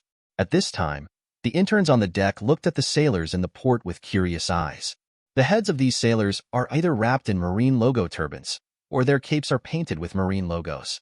Even so, the image of these sailors has a rogue air, and they don't look like soldiers at all. After the warship stopped, Major General Kalaf was the first to disembark. Major General Kalaf saluted Lieutenant General Tucker. His mission was accomplished. Next, the transferred potential newcomers and interns will face cruel training in the G5 branch. Check the list. Lieutenant General Tucker is a very careful person. Although every sailor in the G5 branch is like a gangster, as the commander of the fortress, Lieutenant General Tucker cannot be careless in the slightest. If a pirate sneaks into the fortress, poisons the fortress, or creates an explosion, it will be a heavy blow to the G5 branch. After all, the G5 branch is isolated in New World. Once something goes wrong, you can only face it alone, and the headquarters support will be available in a few days at the earliest. At this time, a brigadier general began to check the people on the list. Colonel Victor, Major Sakaski, Major Porcelino, Major Huashishin. As the brigadier called the roll, Victor and others responded one by one. After confirming that everyone was present, Lieutenant General Tucker said to Major General Kalaf, "You can go back?" "Yes." Major General Kalaf turned back to the warship. The G5 branch does not have the etiquette of holding a banquet to see off, because the G5 branch will be dispatched at any time and join the war at any time. The G5 branch is a mobile force with one mission: carry out special tasks according to the orders of the headquarters. As for protecting the participating countries and civilians, if there is no order from the headquarters, then they cannot do it. It is precisely because of the special nature of G5 that the sailors in G5 have very strong personalities. Some low-level officers and veterans are all veterans and veterans. They go their own way and don't take Marines' military regulations seriously at all. At this time, Victor had already moved into the officers' dormitory. The dormitory is a bit dirty. The tables are covered with dust, there are spider webs on the windows, and there are dirty bandages in the trash can. Before Victor could ask the orderly to come in for cleaning, a siren suddenly sounded in the Marine fortress. Beep beep beep whistle. Not far from the dormitory, an officer began to blow his whistle to gather the soldiers. Victor and others came out of the dormitory. Ready to go. Come on, move faster. You damn bastards. Have you not eaten? Or are your legs weak? You are the drained waste. The officers scolded the sailors with vulgar words. Under their urging, the sailors quickly boarded the warship. All the rookies who just arrived today, come here. At this time, a poker-faced major general about 40 years old greeted Victor and others. No matter what the military ranks of Victor and others are, there will always be only the difference between rookies and veterans in the G5 branch. Victor and others followed the major general and boarded a warship. Where are we going? Huashaoshan asked. The major general glanced at Huashaoshan and then said coldly, Rookie, you can either do 2,000 push-ups or go to the solitary room for 3 days. Huashaoshan was stunned for a moment, then shouted, yes, and started doing push-ups. The major general walked back and forth in front of Victor and others, reminding, from now on, don't ask where you are going. You just need to know to obey the order, execute the order, and answer yes. Yes. Victor and others responded in unison. The major general said calmly, welcome to the world of monsters. The new world is a very cruel place. Due to magnetic field problems, many areas in the new world have bad weather and cannot produce enough food. In order to survive, young people went to sea to become pirates. Pirates attack countries, pirates attack pirates, and even pirates attack Marines. It happens all the time. It's like raising a poison. The strength of the New World pirates is getting stronger and stronger.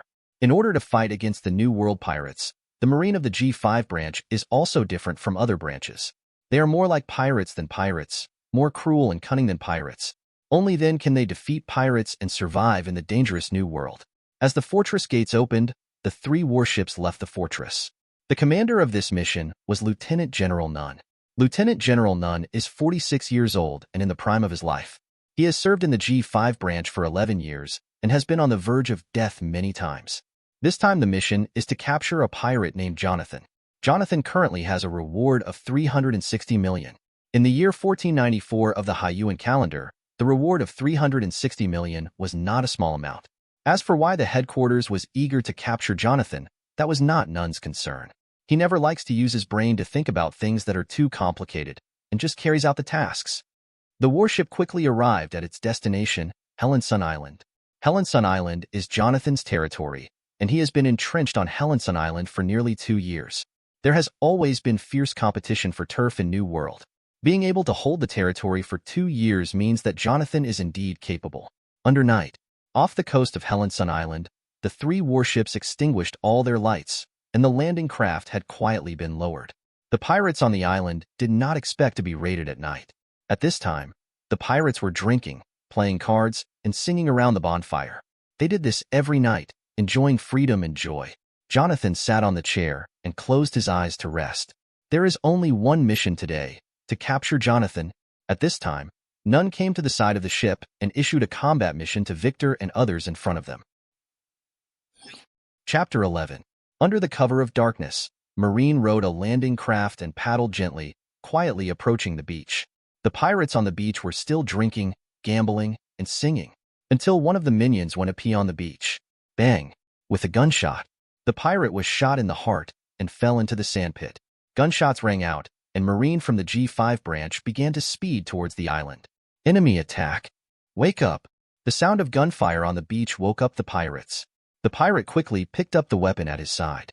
Although the enemy's attack was sudden, The fact that Jonathan and his group were able to occupy Helenson Island for 2 years meant that they had experienced hundreds of battles. Jonathan opened his eyes, his cold eyes filled with murderous intent. Is there anyone who is not afraid of death?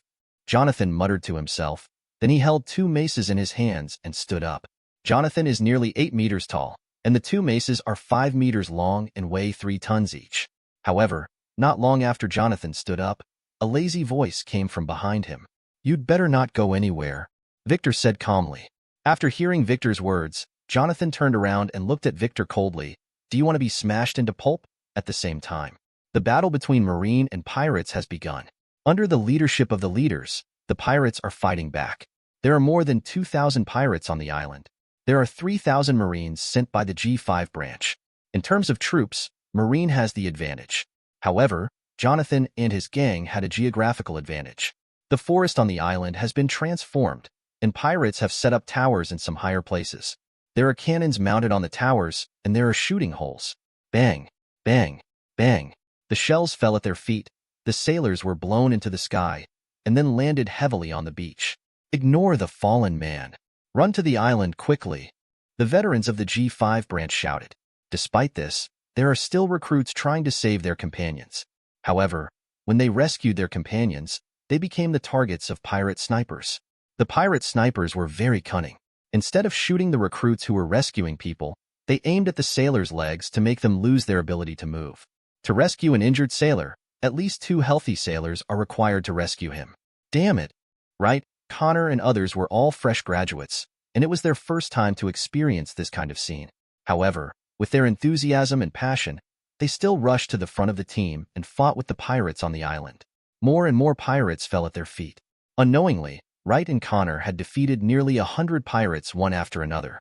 Therefore, the 2 of them attracted a lot of attention. For example, the leader of Jonathan's command, Mullard Lore. Mullard Lore, who is over 6 meters tall, has a bounty of 170 million belly. Lore's weapon is a metal shield that is taller than others. Lore will use his shield to resist any attack, and he will also use his shield to smash all enemies into pieces. At this time, Lore held up his shield and began to accelerate. He took long strides at an extremely fast speed. As he sprinted, all the Marines in front of him were knocked away. Reiner, Conti, and others hurriedly avoided. Luo Air's momentum alone made them understand that they were invincible.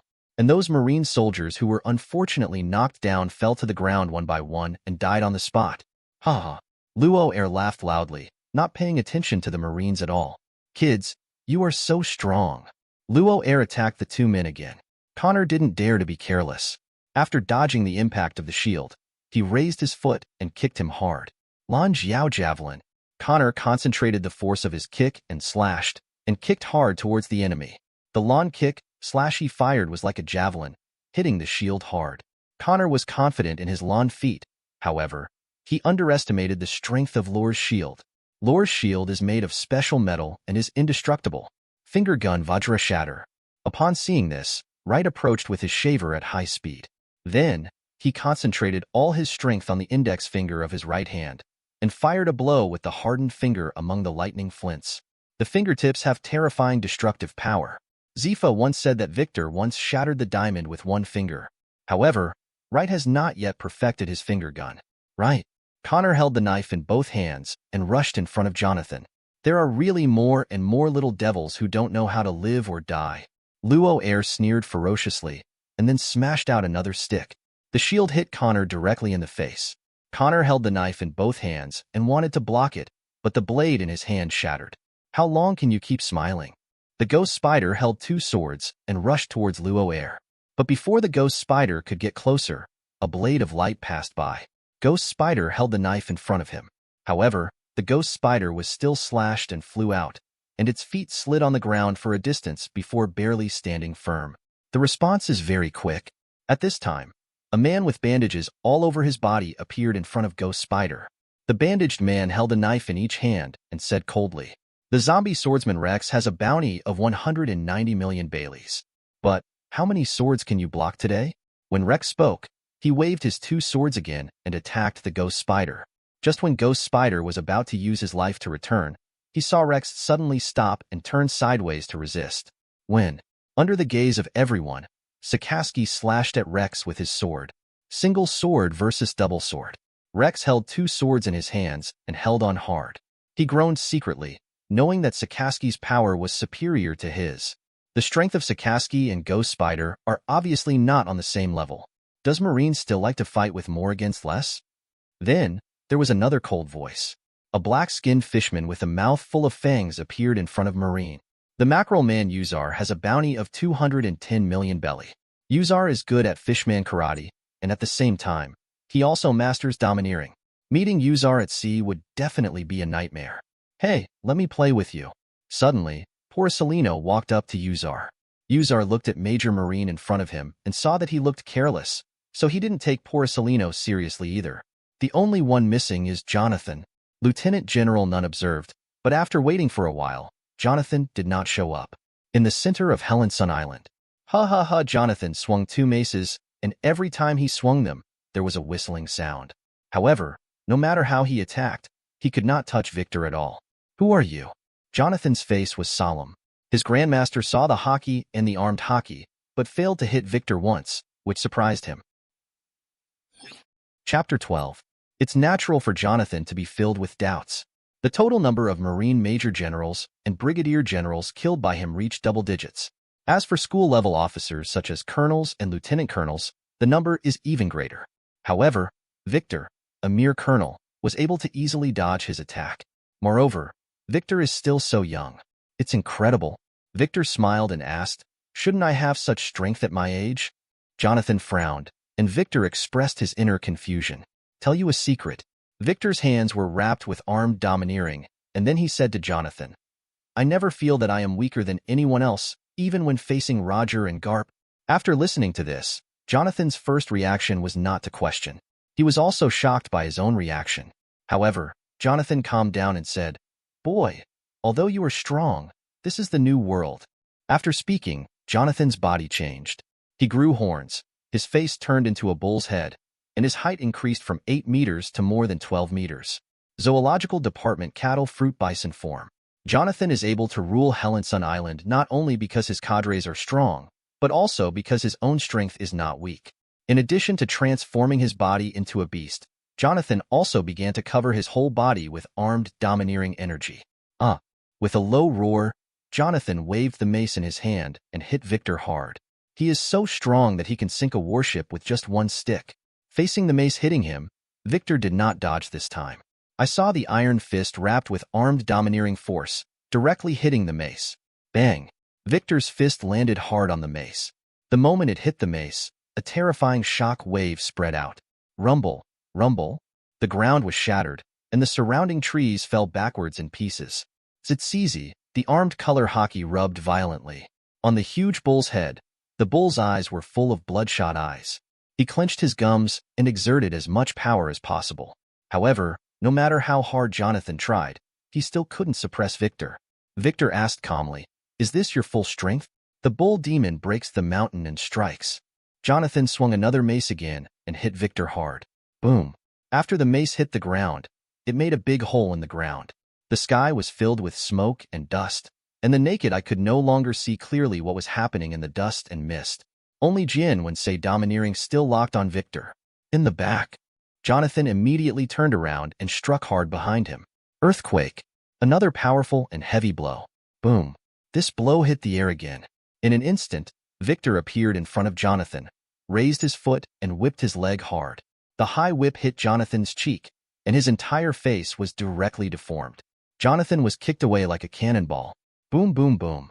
Jonathan's body flew through the forest, continuously breaking trees, until his body was embedded in a mountain wall, and then he stopped. However, before Jonathan could climb out of the mountain wall, Victor had already chased him. He stepped on Moonwalk and quickly pursued him to the mountain wall.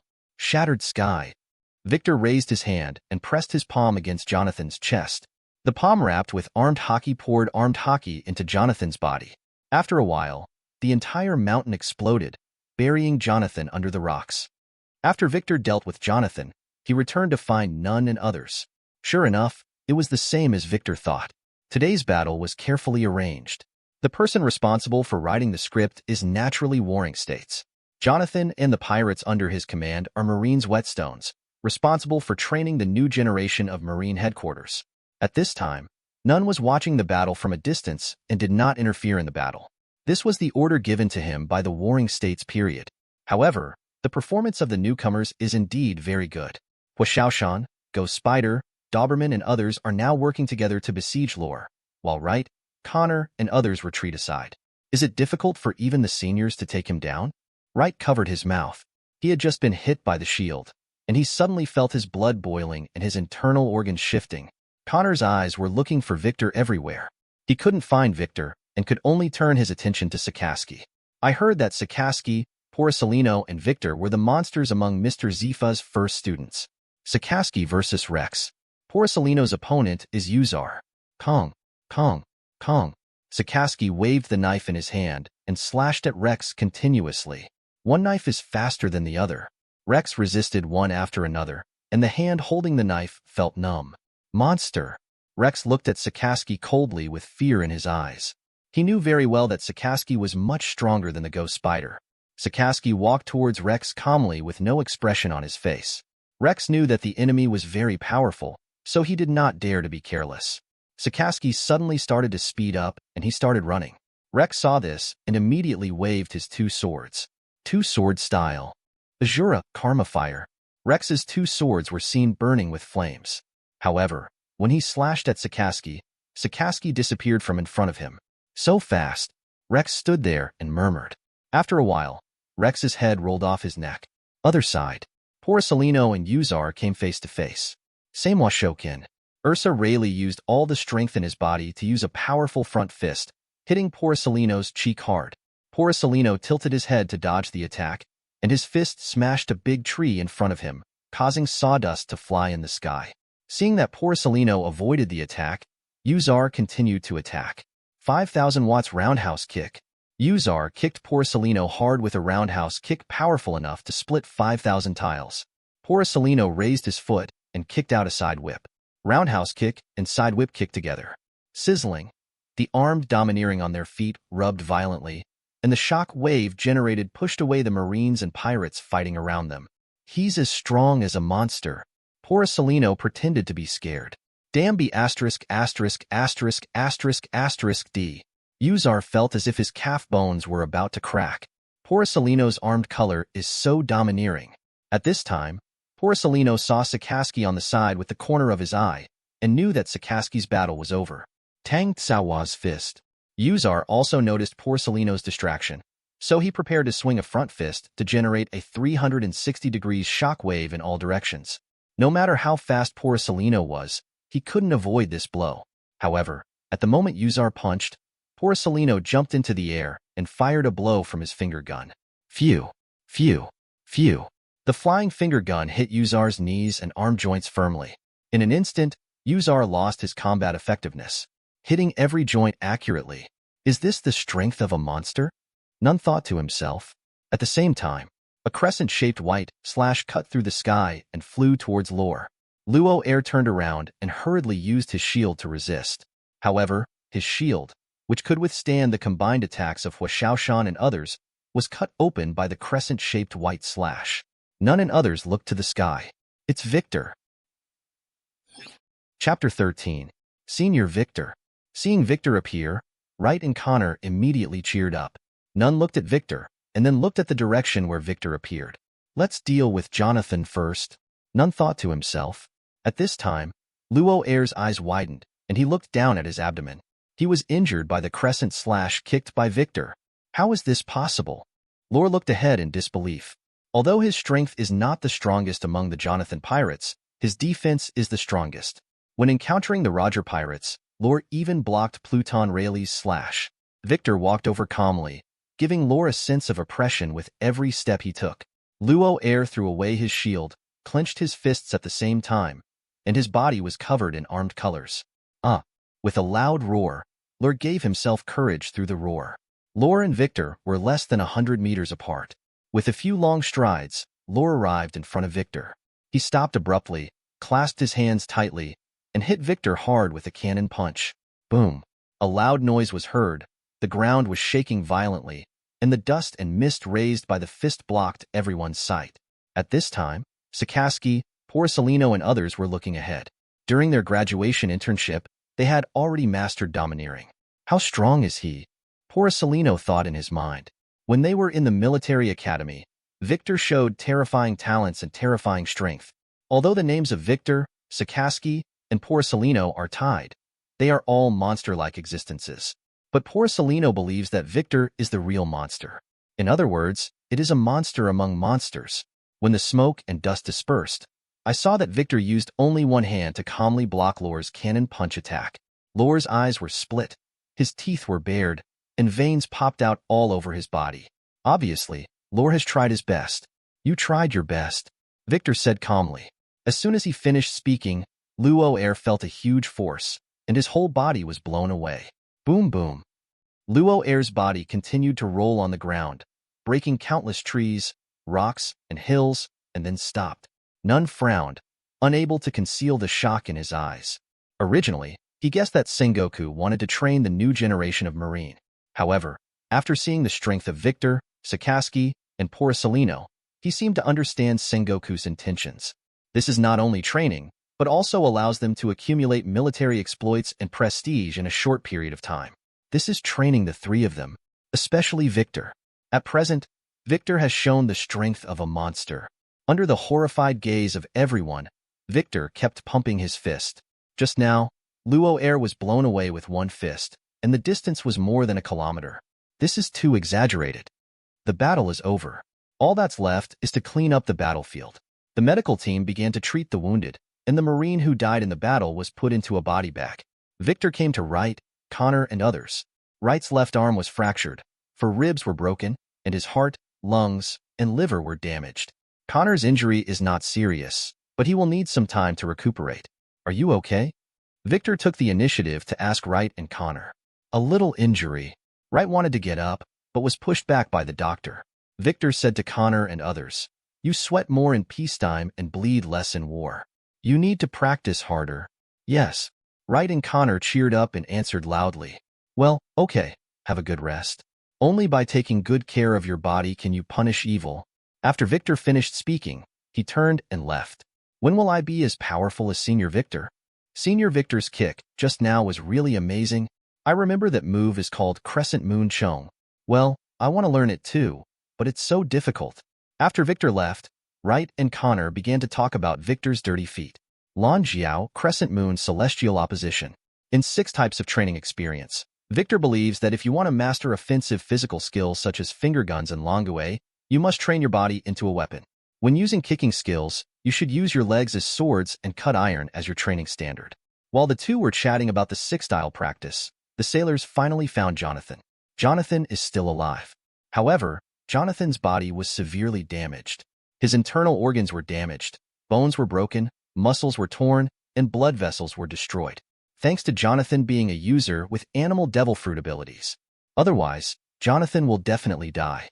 When Jonathan was dragged to the beach by a group of sailors, none and others saw Jonathan's condition. Except for a heavy kick in the face, there are basically no external injuries. However, the injuries to the internal organs are very serious. After reading the inspection report, none looked at Victor. He was curious about how Victor did it. Marinafando, Marine Headquarters. Warring States received a report from the G5 branch. The Jonathan pirates were destroyed. Jonathan, Mullard Lore, and Black Shark Uzar were captured alive, and Zombie Rex was killed. The number of pirates eliminated reached more than 1,600, and nearly 400 pirates were captured. The results this time were fruitful. However, Sengoku is more concerned about the performance of Victor, Sakaski, and Porcelino. In fact, Nun's guess was correct. Warring States sent Victor and others to the G5 branch not only to train the 3 of them, but also to hope that the 3 of them could accumulate military exploits and prestige. In the next few decades, Victor and other new generations will be Marine's future. Victor's performance also satisfied Warring States. Nun's evaluation of Victor's strength is monster. Victor is only 20 years old now. Moreover, Victor has not eaten the devil fruit yet. How to train Victor and others so that Victor and others can become Marine's strongest combat power. Sengoku needs to discuss this with Sara and ask the 5 elders for instructions. Sengoku believes that 5 elders will take this issue seriously. In the Fleet Admiral office, The current Marine Fleet Admiral Kong is reading the battle report submitted by Sengoku. This mission to capture Jonathan alive was not a private order issued by the Warring States period. Sengoku is not a garp and will not do anything to displease his superiors. After reading the battle report, Kong said, "I will go find the 5 elders. The world government controls most of the devil fruits, and Marine and agents directly under the world government are constantly recycling devil fruits. However, in order to ensure safety, the world government needs to observe and test to ensure loyalty before providing devil fruit. The rarer and more powerful a devil fruit is, the less likely it is to go wrong. Otherwise, if there is an act of rebellion, the consequences will be disastrous. The world government does not want to be counterattacked by its own power." Chapter 14. Holy Land Marie Joya. Panga City, among the powers. When Sara walked in, the 5 elders were already waiting for him. The 5 elders sit from left to right. They are the top leaders of the world government. At this time, the old man in a black suit sitting on the far left said, "Can you ensure their loyalty?" The old man had white curly hair, a fluffy white beard, a flat hat, and a scar on the left side of his face. He looked very majestic. Sora replied. Although they each have personality problems, so far, they are loyal to the world government. At this time, an old man sitting in the middle, wearing a dark blue suit, with long straight white hair and a long beard, said, "All 3 of them have the potential to become generals, so we can start observing." The old man with long straight hair expressed his opinion. At this time, the blond old man wearing a dark red suit, no tie, and a scar on his chest said, "Marine's strength is indeed going to increase. What happened 10 years ago cannot happen again." A bald old man wearing a dark green suit and a mustache also echoed, "It would be a shame if something like this happened again." For people from 5 elders have already made a statement. After listening to the answers of the 4 people, the only old man among the 5 elders who was not wearing a suit, wearing a white robe and glasses, put the katana in his hand on his lap. "Go back, we will make the best arrangement." Yes. Sora turned and left the power room. After Kong left, the curly-haired old man said, "No matter what, you must ensure your loyalty." The words of the curly-haired old man made the other 5 elders nod at the same time. At this time, the old man wearing a white robe looked at Victor's information. This information was not provided by Marine, but collected by CP0. Victor's information provides a detailed introduction to Victor's life experience and personality. Victor likes to form gangs, like to make money, and like to express himself. Victor does whatever it takes to make money. This is evidenced by his refusal to save Branch 189, even deliberately delaying the rescue time, and allowing pirates to plunder Wilhelmshaven. The old man in white robes said with a smile, "Although he will not be loyal to justice, I think he will be loyal to world government. Flaws do not cover up strengths. Victor will do whatever it takes to achieve his goals, and he will even give up the bottom line for money. For such people with tainted character, 5 elders is more safe to use. If Victor's sense of justice is too strong, then 5 elders should consider it. Of course, it is too early to make a decision now, and further observation is needed." G5 Branch Training Ground. Victor is in the training ground, teaching Wright and Connor 6 moves. At this time, he was demonstrating the flying finger gun. The steel pillars 30 meters away were hit by air bombs fired by Victor, leaving deep pits. This is a steel pillar. Then, Victor started to use Lanko. Lanjiao Crescent Moon Chong. Victor decisively kicked the steel pillar in front of him, and the white crescent-shaped slash flew out, cutting off nearly 100 steel pillars. This scene not only shocked Wright and Connor, but also stunned the onlookers of the G5 branch Marine. Although Marine from the G5 branch has also heard that Victor is very strong, hearing about it and seeing it with his own eyes are completely different feelings. I wrote in the book that if you want to practice the 6 postures well, your body is the most critical. After Victor finished speaking, he took off his shirt, revealing a body of strong, sculpture-like muscles. Although Victor's image is as elegant as that of a prince, and he is never sloppy when fighting, but after taking off his shirt, he gained a bit more of a tough guy's temperament. Our power is hidden within our bodies. If we mobilize it and exert its greatest power, this is what we need to master. At this time, Victor's body changed significantly, and his right arm became thicker. It's the return of life. Wright, Connor, and the school-level officers watching around them thought at the same time. You all know that after returning to life, you can freely control your body, hair, and internal organs. As long as you pour your consciousness into it, you can freely control anywhere. Now, We mobilize all the energy in our body. As Victor spoke, he aimed at the steel plate in the distance. There was a bang, and a huge air bomb erupted from Victor's fingertips. After the air bomb hit the steel plate, it penetrated a large hole in the steel plate. At this time, Victor canceled the life return. I'm just giving an example. I hope you can understand the practical usage of life return. Yeah. Both Wright and Connor looked at Victor with admiration. I still have something to do. You can continue practicing. After Victor finished speaking, he turned around and left the training ground. Poor Celino watched all this from a distance and murmured, still as pushy as before. At this time, Marine from the G5 branch came to Wright and Connor. Excuse me, can you lend us Colonel Victor's cultivation experience to read? A lieutenant colonel asked Wright seriously. Wright replied, of course. Wright believed that Senior Victor would not mind. In his eyes, Senior Victor is a great and selfless person who has been helping others without reservation. Victor returned to the dormitory from the training ground. His dormitory is very clean. However, he did not clean it himself. Now he has more and more fans. There are naturally a lot of people rushing to clean dormitories and other debris. Victor sat at the desk and started to pick up a pen. He was going to write experiences of domineering cultivation. As this is an advanced chapter of the 6 forms training, Victor will still make it public so that more Marines can practice it. As for the benefit of doing this, it will naturally generate more followers. Using the power of his followers, Victor can form a faction on his own in the days to come. Tuck, tuck, tuck. At this time, there was a knock on the door. The door is unlocked, Victor said casually. The door was opened. Lieutenant General Nunn walked in. He came behind Victor. After looking at what Victor had written, he couldn't help but frown. Do you want to share such a precious thing? The method of domineering cultivation has always been the secret of the strong. Only by following the strong can you get it. Without the guidance of a strong person, many ordinary people will not be able to master domineering in their lifetime. Victor said calmly, if our Marine was strong enough 10 years ago, there wouldn't be so many sacrifices. After listening to Victor's words, Nunn nodded. The Valley of the Gods incident really shouldn't have happened. He was misled by Victor. Nunn thought it was because of his parents' death that he actively improved Marine strength. After Victor stopped writing, he said seriously, Uncle Nunn, sooner or later, I will make the world clean. Chapter 15. In his past life and this life, Victor believed that the most important thing was to establish a character for himself. In front of his juniors, he is a selfless senior. In front of his elders, he is a man with great ambitions. In front of the world government, he is a tainted person. In front of his subordinates, he is a person worth following. Personality can provide the reasonableness of behavior. In short, personality is very important. So far, Victor feels that he has done a perfect job. The juniors adored him. Marine from Branch 191 is willing to follow him. The elders were also misled by him. I believe that world governments will also be misled by him.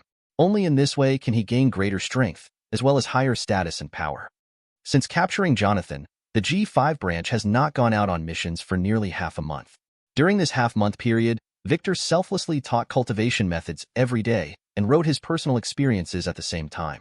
Within the G5 branch, the Marines, both officers and soldiers, were copying Victor's books. Whether it's promotion or training, Victor's insights and experiences can help them. This is like the notes of a top student, a supreme treasure for those who desire to go further. Moreover, whenever Victor arrives at the training ground, there will be many Marines watching. They all come to listen to the class. The training methods and methods taught by Victor can improve their strength more efficiently for them. Colonel Victor, Colonel Victor, Colonel Victor. As Victor walked on the way to the restaurant, the officers and soldiers along the way would take the initiative to say hello. His selflessness and strength earned him the respect of the G5 branch. Victor will smile in response. Senior Victor.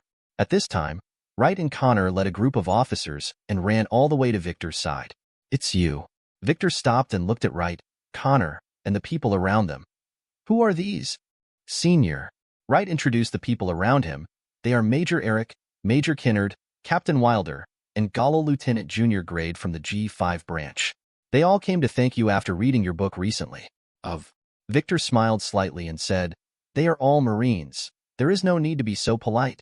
Major Eric raised his hand and saluted. Colonel Victor, your book has helped me a lot. If I have the opportunity, please let me follow you. The same goes for us. Kinnard, Wilder, Galler and others said at the same time. Why are there so many people following Garp? It's not just the title of Marine Hero. What's more important is to follow Garp and get Garp's guidance. However, with so many Marines, not everyone has the chance to stay with Garp. But Victor is different. He is so selfless. If you can stay with Victor, you can get guidance from Victor when you encounter problems in cultivation. Of course, in addition to getting guidance from Victor, there are also opportunities for promotion. Most of the Marines who will be assigned to the G5 branch have no background in the branch, or have personality problems and are not popular.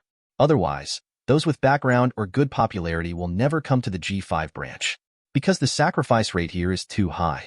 Therefore, in the original timeline, when Smoker applied to Akiji for transfer to the G5 branch, most people would find it incredible. Well, there will be a chance. Victor said seriously. Are you willing to follow him? The more, the merrier. What Victor is doing now is to promote himself and let his personality charm affect more people. August 1494 in the Haiyuan calendar. Victor was called into the office by Nun. Nun handed a letter of appointment to Victor. From now on, you are appointed as the commander of the G5 branch Special Forces. Yeah. Victor looked at the appointment letter and blindly guessed that it meant warring states. Because Nun is very rigid and never gives anyone a backdoor, therefore, his popularity in the headquarters is not very good. Sure enough, Nun continued. The warring states general's exact words, you can choose any manpower and equipment you want. Thank you, Uncle Nun. Because in the office, Victor didn't see much outside. Go get busy. Nun nodded and said, yes. Victor saluted with a military salute, then turned and left. Victor came to the training ground. Since he came to the G5 branch, the training ground has been crowded with people every day.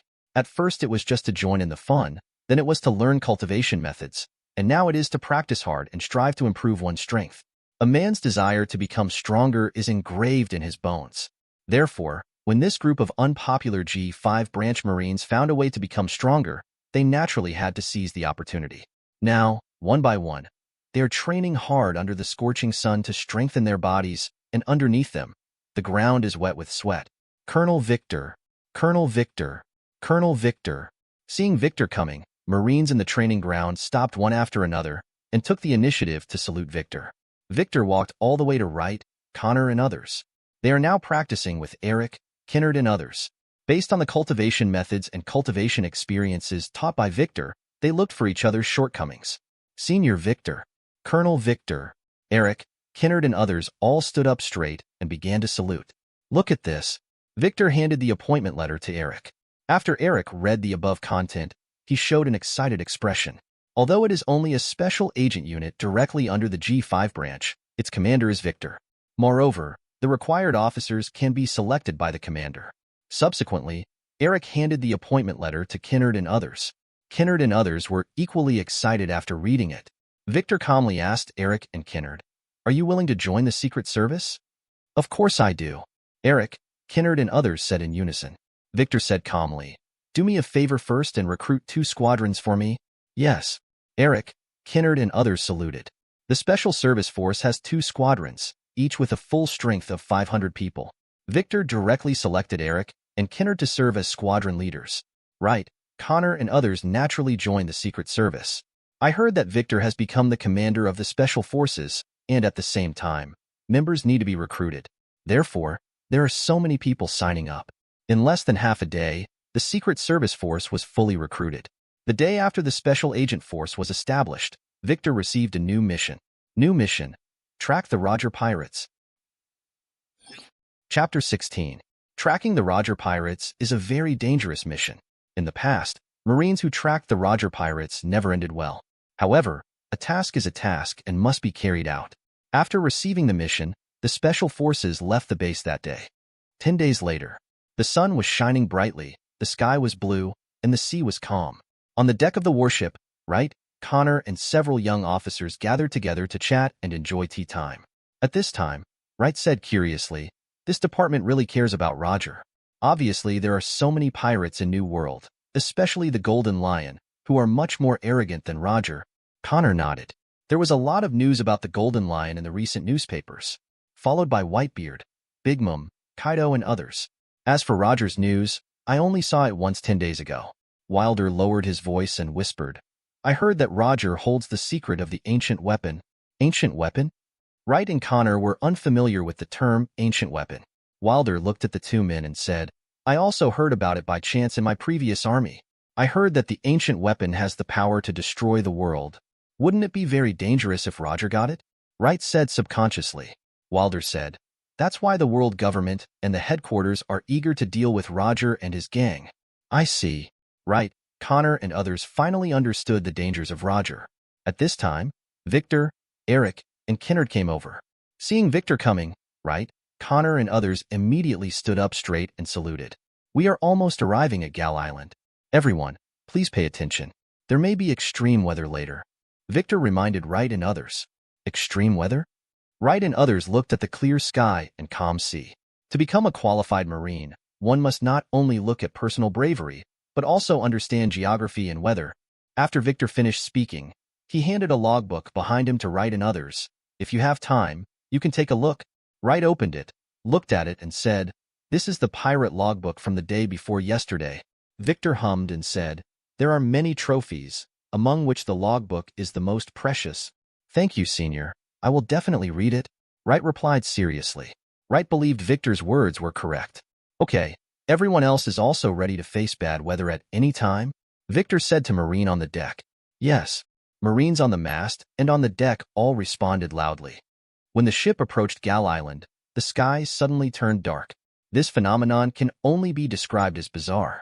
The sky was clear just a moment ago, but in the blink of an eye, the clouds were dense and as black as ink.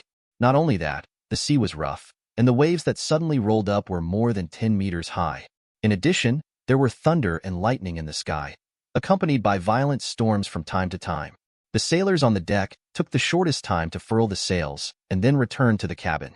At this time, the cabin is like an iron can, and the sailors in the cabin are like candies in the tin can.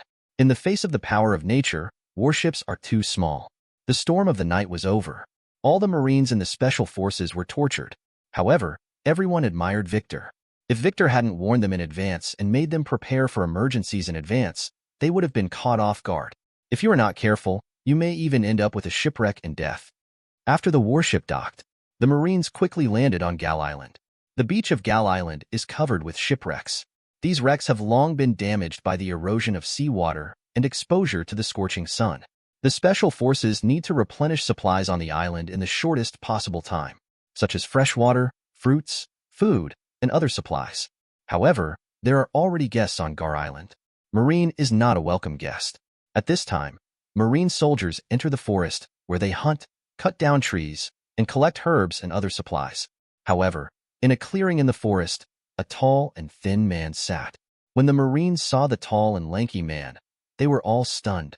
They would not be mistaken, and the other person's appearance was too recognizable. The man wears a plum-red shirt and blood-red trousers, black leather shoes with gold rims on his feet, a large blood-red cloak with a plaid inside, a blue rose around his neck, and a hand in his hand, wearing a slender bat-handled umbrella. The man has red eyebrows, a gold chain hanging from his mouth, and always has an evil smile. You're kidding. How could I meet this guy here? Oops, I'm going to die now. I'm going to die here. Although they are Marines selected from the G5 branch, it does not mean that they will not be afraid. Especially the enemy is powerful beyond their imagination. I actually chased you here. A teasing smile appeared on the man's lips. Is it Garp or Sengoku?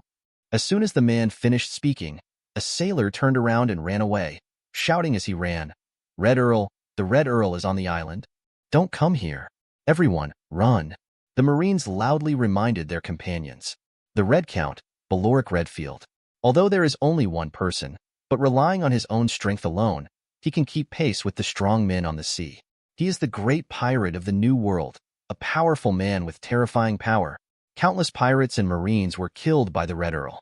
However, the next second, the forest fell silent. The sailors fell to the ground, with a lot of blood flowing out from under them. Redfield still held the umbrella. Use an umbrella as a sword. He possesses extremely powerful swordsmanship. In terms of personality, he is similar to Mihawk. What's going on? Did you hear that? Did he just call the Red Earl? Come over and have a look. You go report to Colonel Victor. The Marines were divided into two groups. One person went to inform Victor, and the others headed to the forest. However, when they arrived in the forest, they found the remains of corpses everywhere. At least more than 50 sailors died tragically. Their bodies were chopped into pieces, and their deaths were horrific. At the same time, the sailor who came back to report ignored his breath and came to Victor. Colonel Victor, the Red Earl. The Red Earl is on the island. After hearing the name of the Red Earl, Eric, Kinnard, and others widened their eyes at the same time, filled with uneasiness. Some Marines hissed and took a deep breath. It is said that even the Marine generals cannot defeat the Red Earl, and General Marine is Marine's strongest combat power. Chapter 17. It is different from the crusade against Jonathan. Although Jonathan is strong, he is not at the same level as the Red Earl. In the past, whenever Marine encountered the Red Earl, he would basically leave no one alive. The Red Earl is very cruel. Therefore, Marine is very afraid of the Red Earl. Are you scared? At this moment, Victor's voice sounded from behind Eric, Kinnard, and others. Colonel Victor, Senior Victor. When Eric and others saw Victor, their uneasy hearts suddenly calmed down. Victor looked at Eric and the others and said calmly, "It's just the Red Earl. I'll deal with him." Colonel Victor, the enemy is the Red Count. Eric wanted to remind Victor. Although Eric knows that Victor is very strong, the Red Earl is a great pirate and has been famous for several years. Victor ignored it and stepped out with his right foot. Phew, phew, phew. Victor stepped in the air and ran towards the forest. On the outskirts of the forest, nearly 100 Marines stood outside and did not dare to enter. Marine, who had just entered, only let out bursts of screams, then none of them came back. With a snap, Victor landed in front of them. Colonel Victor, like Eric and others, Marine outside the forest felt reassured after seeing Victor appear. Victor said without looking back, "Don't get too close to avoid being affected." Yes. Marines around him nodded instinctively. Victor hummed, then strode into the forest. There were corpses on the ground, and the corpses were incomplete. Redfield's chops cut the corpses into pieces. A casual count revealed that there were at least 100 corpses. "I lost so many subordinates," Victor said calmly. "How are you going to atone for your sins?" Redfield stood directly in front of Victor. At this time, Redfield's hands were pressed on the handle of the umbrella, and he looked at Victor expressionlessly. "If you want to avenge your subordinates, then attack here." A smile appeared on Redfield's lips. "As you wish." Victor took off the cloak of justice behind him and threw it into the air. The moment he threw off the cloak of justice, he raised his foot and kicked it straight ahead. The black feet, wrapped in the domineering force of the armed color, stepped firmly on the black umbrella tip. Sizzle. The two armed and domineering bodies rubbed violently. "You are stronger than I expected," Redfield said with a frown. The moment Victor lost his cloak just now was actually a flaw. Redfield seized on the flaw and wanted to kill Victor with one blow. However, Victor not only predicted his Redfield actions, but he also did so very quickly. "Then your judgment is wrong again," Victor said calmly. "Oh?" Redfield looked confused. "I am stronger than you."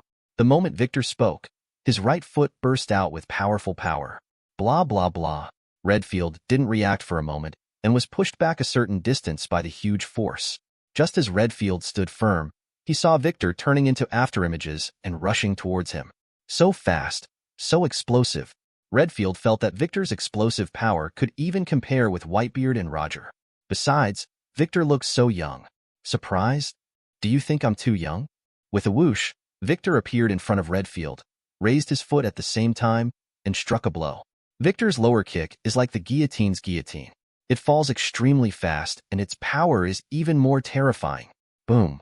Redfield raised his umbrella sword to resist. Sizzle. In the domineering sound of armed friction, the surrounding trees centered on the two men were broken in half under the impact of the shock wave. "This kid is so strong." Redfield's heart was like a stormy sea crashing on the shore, unable to calm down. He had fought against Sora, Sengoku, and others when they were young, but their power at that time was definitely not that strong. "Don't think I'm weak just because I'm young." As Victor said, he used another high whip kick, like a machete, directly to Redfield's neck. Rumble, rumble. On the outskirts of the forest, the Marines had no idea what was going on in the forest. All they saw were swaths of fallen trees. This was caused by the battle between the Senior and the Red Earl. Wright and others were shocked. They hadn't seen Victor and Jonathan fight before. Therefore, they only knew that Victor was very strong, but they did not know that Victor was so strong. Boom. At this time, another loud noise came from the forest, and the entire Gal Island shook. Don't know what happened inside.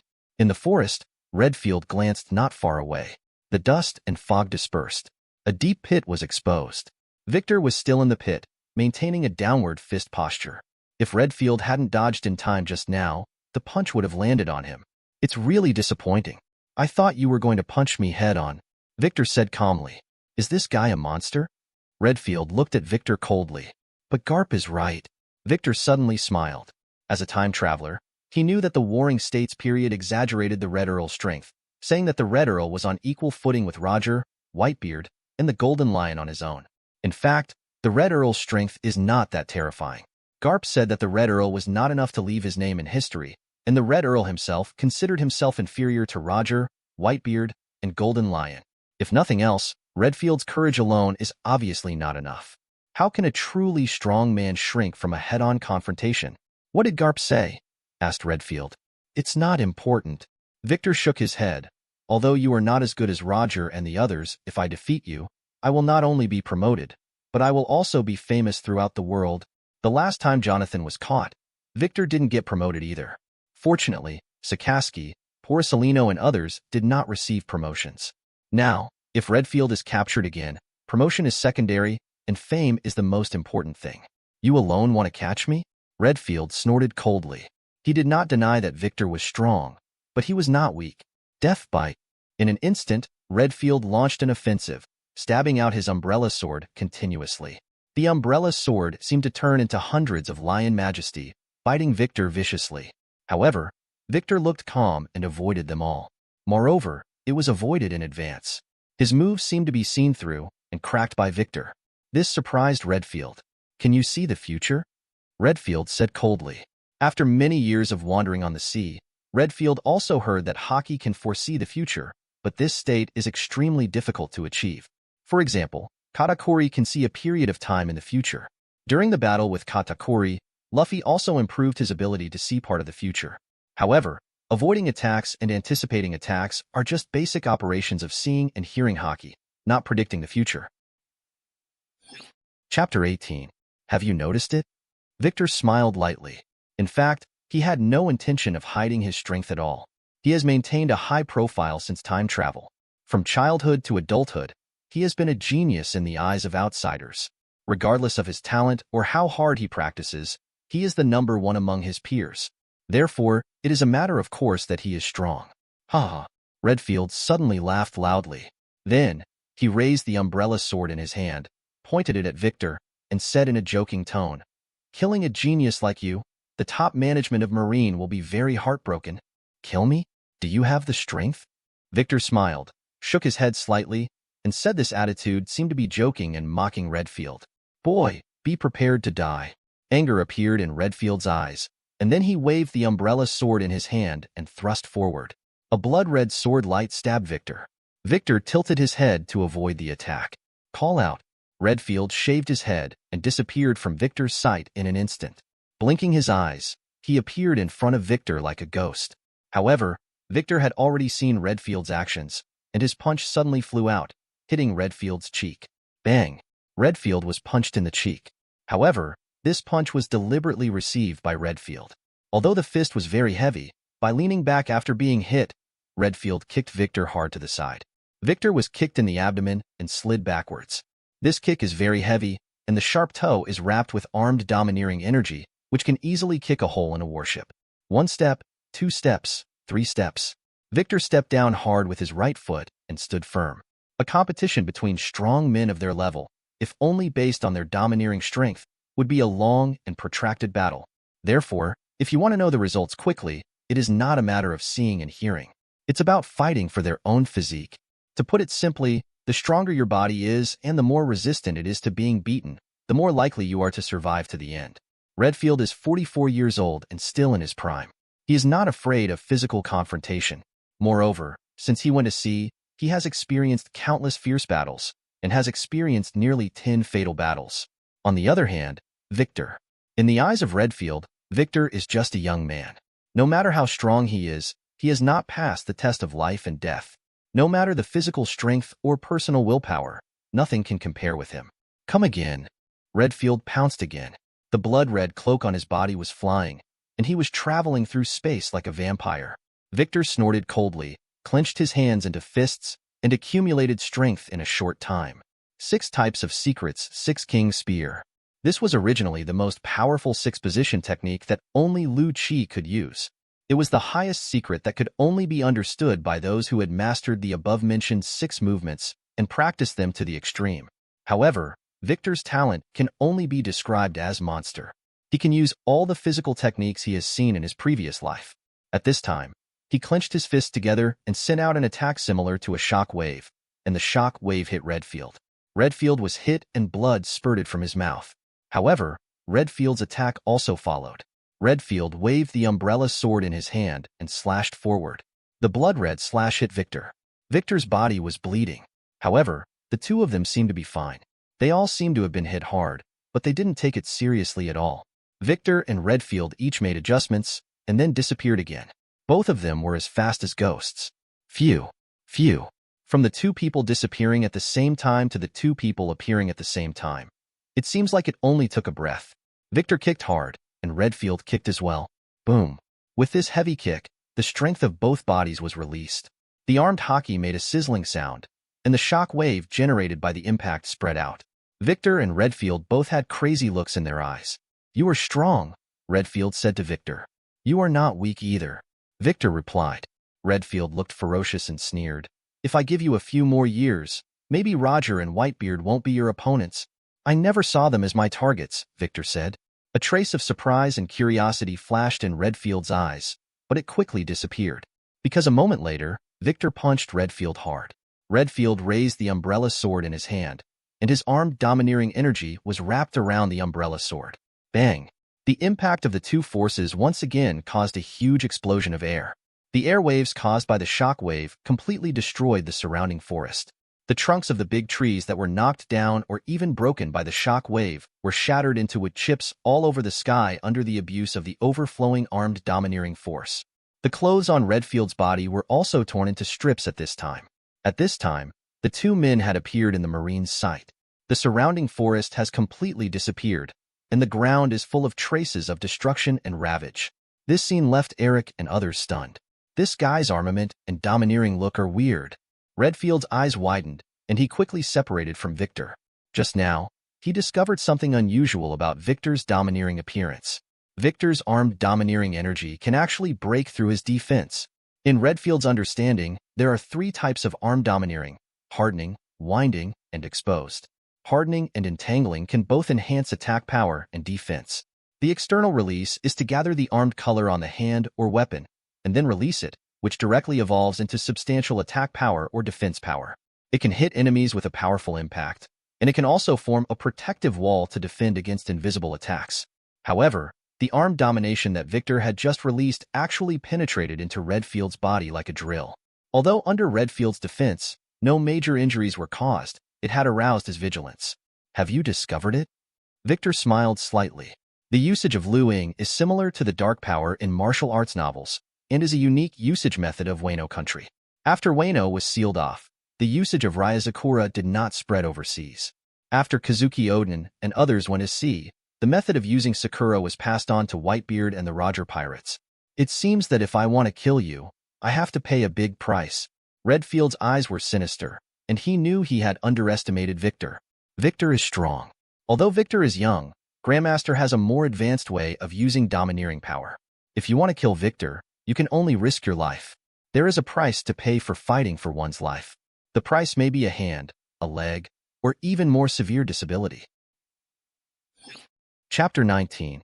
At this time, Redfield's eyes became sharp and fierce, and the veins and blood vessels in his hand holding the umbrella sword bulged, and dense cracks appeared on the ground under his feet as he exerted force. Now he is not only serious, but also prepared to fight for his life. Redfield knew Victor was strong. Facing the strong, there is no luck. You can only fight with all your strength. "Very good, you are a qualified stepping stone," Victor said calmly, and then struck a pose. This posture was something Redfield had never seen before. However, just because he has never seen it does not mean that Wright and others do not know him. It's the return of life, 8 gates Duanjia gate of opening. The eyes of Wright, Connor, and others were filled with excitement. Victor once wrote in 6 Derivative Techniques, "Life return 8 gates Duanjia gate of opening. by lifting the limitations of the brain, in order to achieve the purpose of exerting 100% of the physical ability. Of course, the price is overloading the body's energy to increase strength and speed. However, they haven't mastered it yet, because solving the problem of brain domain limitations is really crazy to them. Eric murmured, "Colonel Victor wants a quick victory." Sure enough, under the excited eyes of everyone, Victor disappeared instantly. So fast. If Victor and Redfield's speed just now was ghostly, then Victor's speed now is unbelievably fast. Wasn't it Victor's full strength just now? Is it now? Redfield was shocked at the same time. Bang! Victor raised his foot and kicked Redfield hard. Redfield raised the umbrella sword in his hand and tried to block Victor's attack. However, Redfield was kicked away. Wow! Redfield's feet slid on the ground for a certain distance before reluctantly stopping. Is it possible to be so powerful without accumulating energy? Redfield was deeply shocked. However, before Redfield could stand firm, Victor had already launched an attack from behind. Boom!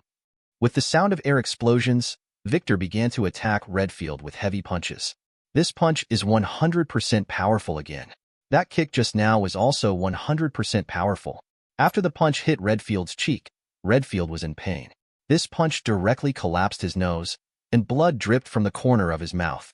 However, before Redfield could react, Victor's other foot had already kicked out and hit Redfield hard in the abdomen, causing him to fly backwards again. The attack is not over yet. Victor is catching up again. Boom! Another hard kick. Uffed. Redfield spat out a mouthful of blood. At this moment he felt as if his internal organs had been kicked to pieces. The current Redfield has not eaten the devil fruit yet, and does not have the ability of a vampire or the recovery ability of the animal-type fantasy beast species. Bang bang bang.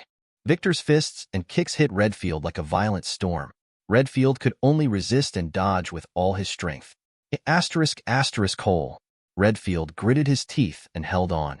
He thought it would be a brutal life-and-death struggle. Unexpectedly, he was actually suppressed by Wong Quan in terms of speed and strength. Victor has no nonsense. His current state will put a super high load on his body. Therefore, the sooner the battle is resolved, the better. 2 hours. Within 2 hours. He was going to end the fight in 2 hours. Time passed by minute. The high-intensity battle between the two lasted for 1 hour and 50 minutes. Redfield's chest heaved violently, and Victor can feel the pain in muscles and bones. A tearing pain. Wright and others were stunned, because Victor's book mentioned that the time of use of 8 gates duanjia should be controlled as much as possible. If it exceeds 10 minutes, it may cause blood vessels to rupture, muscles to tear, and bones to break. At this time, Victor disappeared again, and with his terrifying speed, he appeared in front of Redfield in an instant. Victor moved at high speed in front of Redfield, leaving afterimages in front of his eyes. Flaw. Before Redfield could react, Victor suddenly attacked. Victor kicked Redfield in the chin. The blow sent Redfield flying more than 1,000 meters into the air. At this time, Victor also disappeared. He flew into the sky on moonwalk at a terrifying speed. Oh my god, I actually caught up. Senior Victor is too fast. Wright, Connor, and others exclaimed. At this time, Victor came behind Redfield and hugged Redfield. Then it spun at high speed in the air and hit the ground. Redfield hit his head on the ground. There was a loud bang and the whole island was shaking, as if a big earthquake had occurred. There were cracks everywhere on the island. This impact caused Redfield to suffer huge injuries. Thanks to Redfield's strong physique and tough life, if it had been anyone else, this move would have been fatal. Its life return, 8 gates duanjia primary lotus. Wright, Connor, and others all held their breath. This was the first time they had seen this move. Victor looked at Redfield lying on the ground, and then released the gate of opening state. When the gate of opening was lifted, Victor felt tired. It was like running 1,500 meters in a previous life. Although it is very tiring, it is acceptable. At this time, Wright, Connor, and others all ran over. The Marines raised their swords and guns, pointing at Redfield on the ground. Don't worry, he has lost consciousness, Victor said to Wright and others. The Red Count was defeated by Colonel Victor. Long live Colonel Victor! Long live Colonel Victor! Long live Colonel Victor! The Marines recovered from the shock and started cheering and shouting. Although many comrades had just been killed, being able to capture Redfield alive was enough for them. Victor said to Eric, "Send a report to the headquarters." Yes. Eric immediately went to send a fax. Marina Fando, Marine Headquarters. The Warring States period is formulating a new battle plan. At this time, a Marine brigadier ran in excitedly. Sengoku, Fleet Admiral. The brigadier general held the facts in his hand and said excitedly to Warring States, Colonel Victor captured the Red Count alive. What did you say? Warring States was stunned when he heard this. After more than 10 seconds, he asked, What did you just say?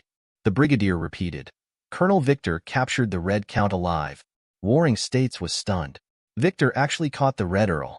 At the same time, within the Marine headquarters, everyone including Lieutenant General Crane, Lieutenant General Wood and others knew that Victor had captured the Red Earl. As a Marine Fleet Admiral, Sora naturally knew about this. He had the same reaction as Warring States and others. They were all shocked. Speaking of which, when Sora was a general, he wanted to capture the Red Earl. Just didn't make it. Boom, boom, boom. At this time, there was a knock on the office door. Come in. Sora called towards the door. Warring States pulled the gate of opening and walked in. Kong asked seriously, Are you going to talk about Victor's promotion? Victor captured Jonathan alive, which is already a big achievement. Now, Victor has captured the Red Earl alive again. If Victor is not promoted again, it will definitely not be justified. Chapter 20. If you get promoted to Brigadier General, Sora hesitated. It's not that he is unwilling to promote Victor. Instead, he was promoted to Brigadier General, which did not match Victor's military exploits. After all, the Red Earl is also a great pirate, and catching the Red Earl is a great achievement. Warring States did not hesitate, he said. Promote Victor to Major General first, and wait until 1 year later, promote him to Lieutenant General. Kong looked at Warring States, a little surprised. He originally only wanted Victor to be promoted to Major General. As a result, Warring States directly increased its investment. Promoted to Lieutenant General at the age of 21. Isn't it too fast? Think about when they joined the army and slowly rose through the ranks starting from seaman recruit. Sengoku seemed to see Sora's thoughts, and he said seriously, After the destruction of rocks, it is a fact that pirates are rising rapidly, and we must cultivate a new generation of Marines. The implication. Marines must not only cultivate powerful Marines, but also possess deterrent power. After a while, Sora nodded and accepted Sengoku's suggestion. Although Sora is Fleet Admiral, he is indeed not as good as Sengoku in terms of employment and layout. Holy Land, Marie Joya, Panga City, among the powers. The 5 elders also received Victor's battle report, and there are still reports to submit. He actually captured the Red Earl alive. He is only 20 years old. Does he already have the strength of a general? The old man with straight white hair and the old man with blonde hair both frowned. Isn't it normal for a genius who can develop such physical skills to defeat the Red Earl? At this time, the old man with glasses wearing a white robe was not surprised, and he had a book of 6 derivative techniques in his hand. Among them, there is a record of Return of Life, Gate of Opening, Primary Lotus. By lifting the limitations of your brain, you can unleash your 100% speed and 100% power. However, the cost is high, as you have to bear an overload of physical exertion. According to the report of the agent embedded in the Secret Service, Victor used Life Return, Gate of Opening, Primary Lotus, and then defeated the Red Earl. You are right, he is a genius. At this time, the old man with white curly hair said, The report Sora submitted stated that they will be trained as Marines in the future. Since they are the face of world government, let him be stronger. There happens to be a devil fruit ability that suits him, but don't rush to give it to him. The old man with a mustache and a birthmark on his forehead said seriously, His loyalty still needs to be tested, then wait until he is promoted to Lieutenant General, and then give it to him. The old man with glasses knew what kind of devil fruit it was. That is the power that surpasses Logia. It is the most suitable for Victor and can best bring out Victor's power. Because of the encounter with the Red Earl, the mission of the Special Agent Force was temporarily suspended. The military doctor also gave a report on Victor's injuries. So, Victor led the Special Agent team and returned to the G5 branch. As the floodgates opened, the warship belonging to the Special Service Force slowly sailed in.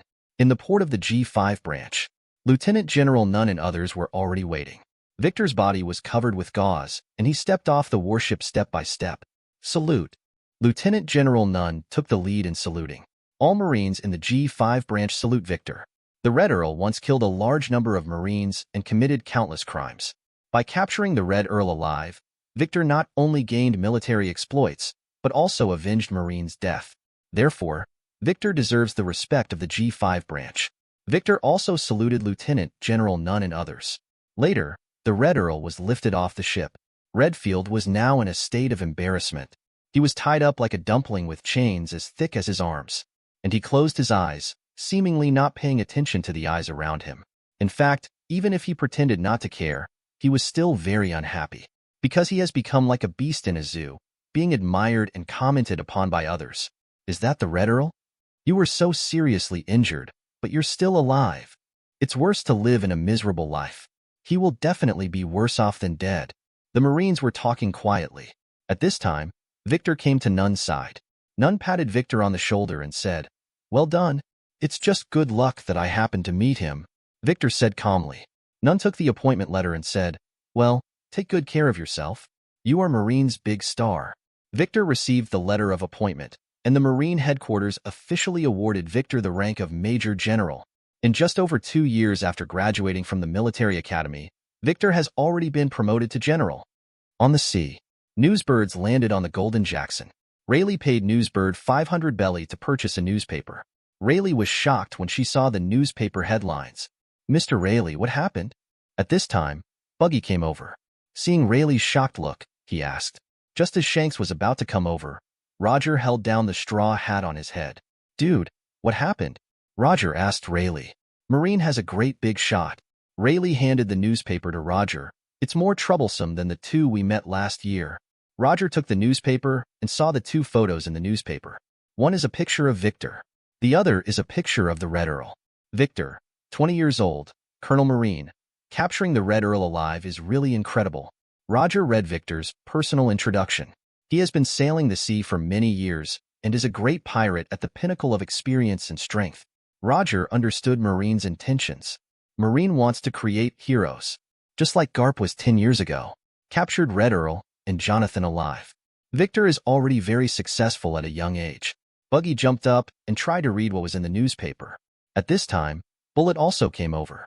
3 years ago, Bullet joined the Roger Pirates and has been aiming to defeat Roger ever since. Now, Bullet is 17 years old and he has enough strength to rival Rayleigh. Therefore, Bullet is no longer interested in most weak people. Now that he heard that Victor captured the Red Earl alive, Bullet wrote down the name Victor. Roger handed the newspaper to Jabba and the others. Jabba and others gathered together to read the report. At the same time, on board Moby D***K, Marco also bought a newspaper. When Marco saw the news that Victor captured the Red Earl alive, he was also shocked. How is this possible? Marco couldn't believe his eyes. They had encountered the Red Earl. The Red Earl is very powerful. Although Whitebeard did not decide the outcome with the Red Earl, Whitebeard also recognized the Red Earl's strength. However, such a strong man was captured alive by a Marine colonel. 20-year-old Colonel Marine. A name I have never heard of before. Whitebeard frowned after reading the contents of this newspaper. He had a bad premonition. Chapter 21. Newgate. Marco, what are you looking at? At this time, a tall man with red phoenix eyes, thick eyebrows, and long and wild black hair, especially the top gathered into a large round plane, came over. The man is none other than Kazuki Odin, who is wearing an orange kimono with his thighs exposed. Kazuki Odin is now the captain of Whitebeard's second team. Not long ago, the Whitebeard Pirates officially launched the squad leader system. Whitebeard looked at Kazuki Odin, and Kazuki behind Kazuki Odin. Kazuki holds his son Momonosuke in his arms. Momonosuke was just born and was currently lying in his mother's arms. However, Kazuki Odin's voice was too loud, so he was woken up. Whitebeard frowned when he saw Kazuki Odin waking up Momonosuke. He is a family man. Therefore, I am very dissatisfied with Kazuki Odin's behavior. At the same time, Sachi, Bista and others also came over. They are also very curious. Whitebeard handed the newspaper to Kazuki Odin. "Read it yourself." Kazuki Odin took the newspaper, then sat cross-legged on the deck and began to read the contents of the newspaper. Sachi, Bista and others also formed a circle. The Red Earl would be captured alive by a Marine colonel. This is impossible. Victor? I've never heard of that name. Have you heard of him? Sachi, Bista and others looked at each other with shock on their faces. Only 20 years old, Whitebeard was drinking wine, and his deep frown represented his concern for the future. Today's young people are really incredible. At this time, Teach, who was only 12 years old, also came over to take a look. 10 days ago, Colonel Victor captured the great pirate Red Earl alive. Teach thought to himself, try to avoid him in the future. At this time, Whitebeard looked at everyone on the boat and said, if you encounter Marine in the future, avoid him if you can. Whitebeard has always advocated avoiding Marine. He didn't want to confront Marine. It's not that he's afraid of Marine, it's just that he doesn't want to get into trouble. Now in the new generation of Marine, monsters like Victor appear. This made Whitebeard solidify his opinion. All nations, capital Cake Island. Inside the Cake Castle. As the eldest son of Charlotte Linlin, Charlotte Perospero has a strong sense of responsibility and mission. He has a clear mind, superb skills, and is good at tactics. He plays the role of strategist in the Big Mom Pirates and has his own views on the development of the pirates. At this time, Perospero was reading today's newspaper. What? After Perospero saw the headlines of the newspaper, his eyes almost popped out of his eyes. His disbelief attracted the attention of his younger brothers and sisters. The eldest daughter Charlotte Compert, the second son Charlotte Katakuri, the third son Charlotte Daifuku, the fourth son Charlotte Owen, and others all came together. After seeing the contents of the newspaper, everyone was as shocked as Perospero. Mama, mama. Charlotte Linlin enjoyed the dessert. After seeing her children's reactions, she smiled and asked, what happened? Mother, Perospero said to Charlotte Linlin, the Red Count has been captured. Mama, mama. Charlotte Linlin said disapprovingly. Being caught only shows that he is too weak. Charlotte Linlin didn't take the Red Earl seriously. Although the Red Earl is indeed not weak, those who are defeated are the losers of the sea and do not deserve sympathy and attention. Mom, he was captured by a 20-year-old Colonel Marine. Perospero was 22 years old, but he didn't think he could capture the Red Count. Katakuri looked at Victor's photo intently. Victor is the same age as him. I wonder who is stronger or weaker compared to Victor. 20 years old? The smile on Charlotte Linlin's face disappeared, replaced by seriousness. Bring the newspaper over. Perospero immediately took the newspaper to Charlotte Linlin. Charlotte Linlin looks at Victor's photo. If it was Garp, Sengoku, and others who caught the Red Earl, then Charlotte Linlin would not be surprised at all. However, Victor is only 20 years old and a newbie in Marine. Marine has an additional general-level combat capability, which will have a huge impact on the Order of the Sea. Charlotte Linlin said seriously, please pass on the order and don't have any conflicts with Marine in the near future. Yes. Perospero and others answered at the same time. There's nothing shameful about staying out of the spotlight. Charlotte Linlin is not a fool. 5 years ago, after Kaido and Jin escaped from the laboratory, they began to recruit new partners. Their power gradually grew, and their reputation spread far and wide. At this time, the Beast Pirates were entrenched on an island called Beast Island. On Beast Island, giant beasts can be seen everywhere. Elephants, lions, and tigers tens of meters tall can be seen everywhere. And in the center of the island, huge skeletons can be seen everywhere. These skeletons are the bones of beasts. Kaido was in a cave, holding a roasted elephant leg and munching on it. At this time, a minion walked in with a newspaper. The minions handed the newspaper to Jin.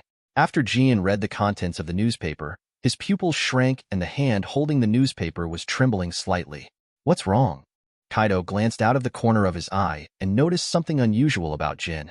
Jin said in a deep voice, the Red Earl has been captured. Isn't that normal? No need to make a fuss. Kaido disagreed.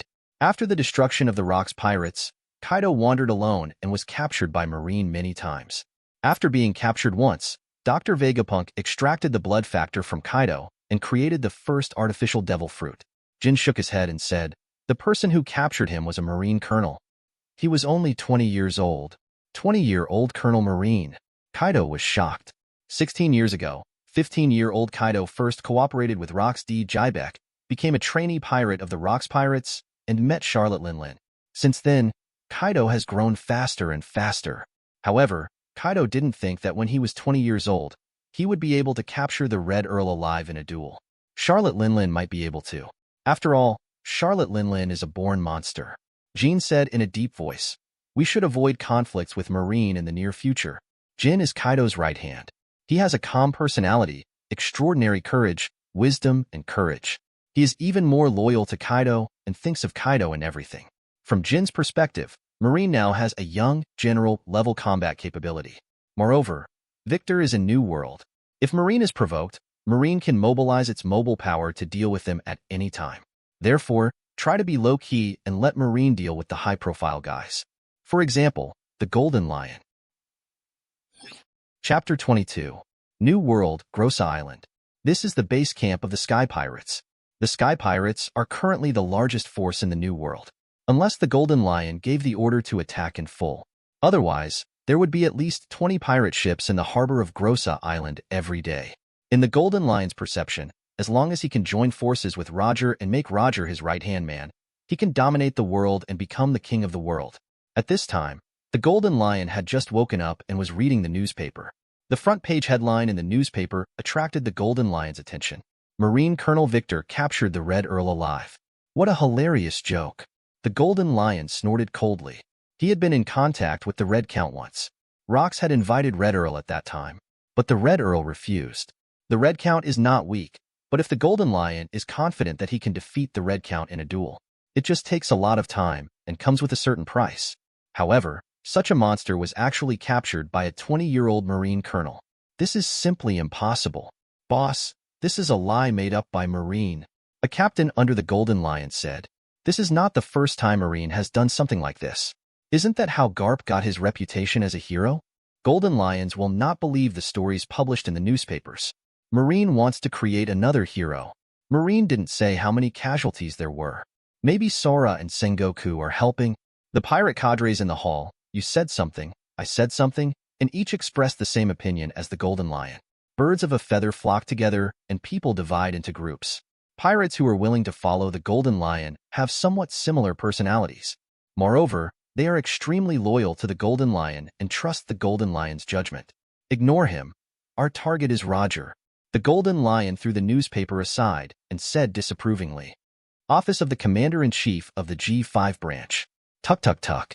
Victor knocked on the office door continuously. Come in. After hearing Nun's voice, Victor walked in. Nun motioned for Victor to sit down. Uncle Nun, I heard that you have something to ask me for? Victor sat down and asked. Nun handed the fax from his headquarters to Victor. He smiled and said, Congratulations, Major General Victor. Although Nun is usually a very serious person, he was happy from the bottom of his heart that Victor caught the Red Earl and was successfully promoted. Nun believes the Andersons would be proud of Victor, too. Victor took the fax and after reading it, a slight smile appeared on his face. Major General Marine. This was what he expected. At the same time, Victor was also appointed as the commander of the Special Forces directly under the headquarters. The Special Service Force of the G5 branch was renamed the Special Service Force directly under the headquarters. This is not only changing the name, but also increasing the authority. Although Nun is a lieutenant general, after changing his name, Nun is no longer able to command Victor. Now Victor is under the control of the headquarters, and to put it more bluntly, he is under the control of the general and fleet admiral. Nun said to Victor, Go and celebrate for a day. Yes. Victor saluted and turned to leave. Victor returned to the Secret Service camp. At this time, the Marines in the camp stopped what they were doing and became quiet. I have 3 things to announce now. Victor waved the fax in his hand and said to everyone. Eric, Kennard and others all looked at Victor. Victor said, The first thing is that I was promoted to Major General of the headquarters, and the Special Forces became directly under the headquarters. After listening, Eric, Kennard, and others showed excited expressions on their faces. As the saying goes, when one person attains enlightenment, chickens and dogs ascend to heaven. Because being promoted to Major General means that Marine, who was the first to follow Victor, will have the opportunity to be promoted. The second thing, Victor raised his hand and stretched out 2 fingers. Everyone will be promoted to 1 level. Eric and others were stunned for a moment, then shouted loudly, Long live Major General Victor! Long live Major General Victor! Long live Major General Victor! The cheers and shouts of less than 1,000 people resounded throughout the G5 branch. What are the Secret Service doing? I don't know. Go over and have a look. Some curious Marines came near the Special Forces camp. At this time, Victor clenched his fist. The moment Victor clenched his fist, the camp became quiet. Victor then said, The third thing? The celebration starts tonight and I will be responsible for all expenses. Victor said calmly, Long live Major General Victor! Long live Major General Victor! Long live Major General Victor! Marine cheered again. Wright, Connor. At this time, Victor named Wright and Connor. Wright and Connor arrived at Victor's side. Victor patted the 2 of them on the shoulders and said, Starting from today, You will be promoted to captains and temporarily serve as staff officers of the Special Forces. Wright and Connor were shocked. They were actually appointed captains directly. Now, I need you to do me a favor, Victor said to Wright and Connor. In the expectant eyes of Wright and Connor, Victor said, help me prepare the promotion list. No one can be left behind. Yes. Wright and Connor nodded at the same time. Eric was promoted to lieutenant colonel, and Kennard was promoted to lieutenant colonel. Although the size of the Special Service Force has not been expanded, everyone has been promoted one level. A promotion means a raise. Who would struggle with better treatment? Especially Wright and Connor were appointed captains by Victor. Wright and Connor were directly promoted to captains after just a few months of internship this year. Why did others just move up a level? Isn't the reason why they call themselves senior to get closer to Victor? Eric, Kennard, and others also became more active. They need to have a closer relationship with Victor. In other words, they want Victor to see their loyalty. In this way, they can advance faster. The news that Victor was promoted to Major General quickly spread throughout the G5 branch. Although Sakaski, Porcelino, and others have also been promoted. However, they only moved up one level, promoted from Major to Lieutenant Colonel. In terms of promotion speed, they are lagging behind Victor. Some of the military cadets who were interns at the same time as Wright and Connor are still sergeants and warrant officers. Look at Wright and Connor. They were directly promoted to captains by Victor. Moreover, Victor is already a Major General. He was promoted to Marine Major General at the age of 20 and even captured the Red Earl, who was difficult for even a general to deal with. The future is bright for Victor. Therefore, more and more officers, as well as the newly interned military cadets, became more alert and began to move closer to Victor. Only by following a strong man like Victor can you have a future. Chapter 23. South Blue, Port Leinster, Marine 191 Branch Base. Colonel Marta patrolled the port as usual. Merchants and travelers entering the port must pay taxes. It is normal to collect taxes because every country's seaport has to pay taxes. However, the Port of Leinster still has to donate. The beneficiary of this free, public welfare donation is the Marine Foundation for Disabled Veterans. Although it is a donation, it is compulsory and collected on a per capita basis. No matter male, female, old or young, anyone who enters Hong Kong must donate. The wind leaves traces, and the geese plucking their feathers. This is a fine tradition that Victor left to the 191 branch. As Victor's successor, Marta naturally has to maintain it. At this time, a newsbird landed in front of a passenger. The visitor had just paid his donation and bought a newspaper. The headline of the newspaper was the news that Victor was promoted to Marine Major General, the youngest Major General in maritime history. However, before the passenger could finish reading the contents of the newspaper, Marta grabbed the newspaper directly. Look at the eye-catching title and the photo under the title. Colonel Marta's body was shaking. He was so excited. Because Lord Victor has been promoted, Marta believed that Victor would never forget him. This means he can continue to advance. G5 Branch Base, a temporary command post of the Special Forces directly under the headquarters. Victor wrote a letter in which he recommended Lieutenant Colonel Oren to the Warring States period and made Lieutenant Colonel Oren the commander of the 189th branch. After the 189th branch was completely wiped out, it has not yet replenished its personnel and restored its organizational structure. However, Victor saw news about the reconstruction of Wilhelmshaven today. I believe that the restoration of Branch 189 will be a matter of time. So, Victor recommended his former subordinates. Lieutenant Colonel Oren is also a member of Branch 191. After Lieutenant Colonel Marta was promoted to Colonel, Oren was also promoted to Lieutenant Colonel. In addition to Lieutenant Colonel Oren, the officers of the 191st branch have also been promoted. Light. At this time, Victor shouted. In the office, Wright stood up. Victor said to Wright, "Send this letter to the headquarters." Yes. Wright nodded and immediately took the letter. Wright naturally saw the content of the letter. He admired Victor even more. Although he is now a major general in his headquarters, he still takes good care of his former subordinates. Connor is also in the office. He is studying the pirate's logbook and drawing navigation charts. This is his interest and hobby. Moreover, Victor told them that to become a qualified commander, they must be familiar with astronomy and geography. Bulu bulu. Bulu bulu. At this time, the phone bug on Victor's desk called. Victor picked up the phone. The phone bug imitated the voice of the Warring States period and said, "Victor, your special forces will be responsible for escorting the Red Earl." Yes. Victor nodded seriously. Marina Fando, Marine Headquarters. Warring States just put down the phone. At this time, Brigadier General Hill, the adjutant of the Warring States period, walked in. General Warring States, this is the fax just sent by Major General Victor. Brigadier General Hill held the fax in his hand and placed it in front of Warring States. Sengoku glanced at the recommendation letter. A long list. Same as before. The recommended personnel are all Victor's former subordinates. The Warring States period has become accustomed to this. Later, Sengoku wrote agree on the recommendation letter and stamped it with his seal. The Warring States period will satisfy Victor's request. This is not an outrageous request. Victor wants to support his subordinates and make money. It doesn't matter. As long as Victor can obey the orders of the headquarters. Flaws do not cover up strengths. Porcellino was at the harbor, watching the Secret Service troops gather. Victor walked behind Porcellino. I never thought we could act together. Porcellino, Sakaski and others stood up straight and saluted at the same time. Victor is now a major general and the highest officer of this escort mission. Let's go, Victor said to everyone. Yes, Porcellino and others said in unison.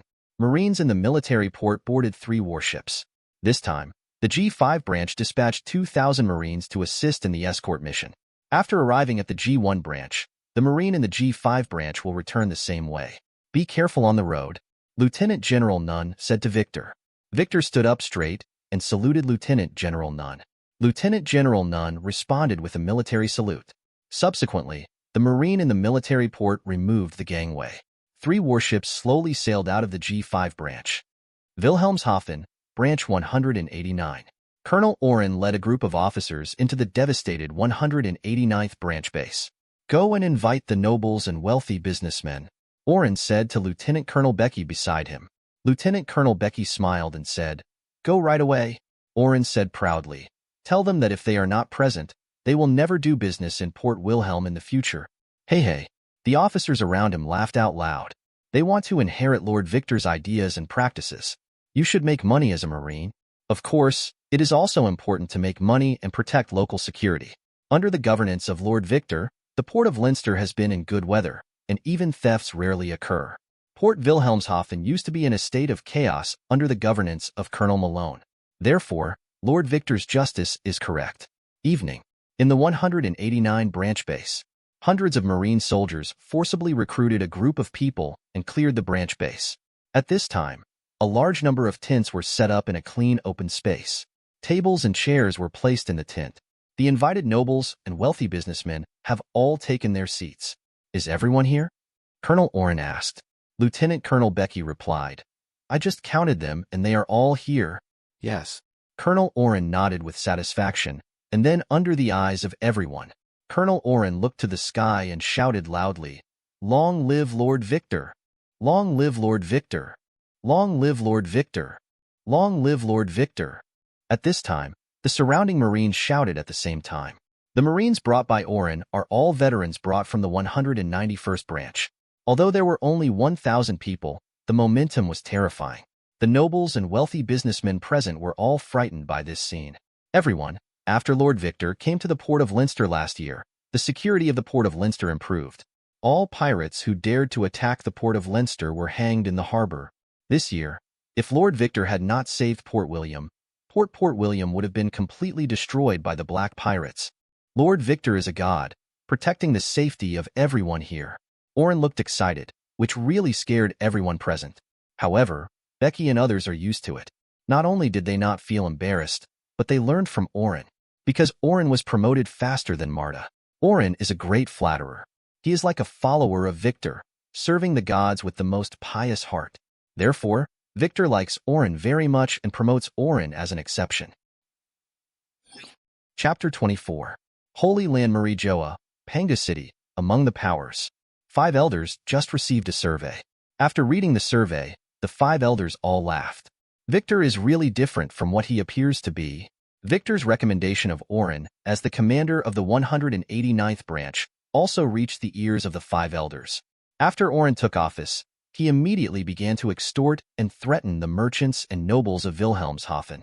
If protection money is not provided, merchants and nobles will not be able to do business normally. In addition, all merchants and travelers traveling to and from Wilhelmshaven need to pay tolls. Of course, whether it is protection fees or tolls, They are all in the form of donations to the so-called Disabled Veterans Foundation. World government easily found out from the bank account that the owner of the foundation was Victor. From branch 191 to branch 189, Victor has been making money. Moreover, Victor also gives promotion opportunities to his subordinates who flatter him. Aren't people with desires and greed the most suitable candidates? Yeah, I hope he can keep his desire. Then he can come to see us. The 5 elders made the decision unanimously. They wanted to see Victor with their own eyes.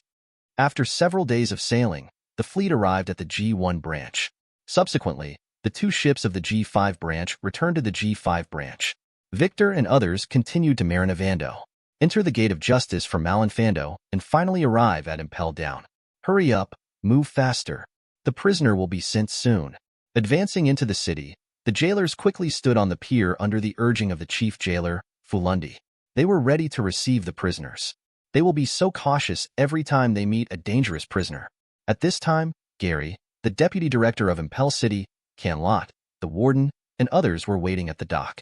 Under their gaze, 3 warships appeared on the sea. The warship stopped at the dock, and Victor got off the warship. I leave it to you, Victor said to the waiting deputy director Gary, warden Canlot, and others. At this time, Victor felt an unusual look from the crowd. Behind Gary and Camelot stood a huge young man who looked like Satan. Victor recognized the young man's identity. It is Magellan, the director of Impel Down. Magellan stared at Victor. Magellan was still very young. He was only 19 years old. Today, Magellan is the deputy warden. However, Victor is only 1 year older than him and is now famous all over the world. Defeated the famous pirate at the age of 20. That's a villain that even General Marine can't deal with. Victor noticed Magellan's gaze. Cough, cough, cough. Gary glanced sideways and then coughed deliberately to remind Magellan to pay attention to his performance. He will be the future of Impel Down. Victor looked at Magellan, smiled, and said to Gary and others. At this time, the Red Earl was lifted off the warship and handed over to the jailer. After Gary and others confirmed the Red Earl's identity, they sent the Red Earl into Impel Down City. Then take the elevator and be sent directly to the Eternal Hell in LV6. After Victor and others left, Gary couldn't help but look at Magellan. Magellan was now only deputy warden. Moreover, Magellan has not eaten the poisonous fruit yet. However, Victor actually regarded Magellan as the future of Impel Down. Gary felt that this matter needed to be reported to Director Ragnar. After handing over the prisoners, Victor returned to Malinfando. He believed that coming back this time would not only be to escort prisoners.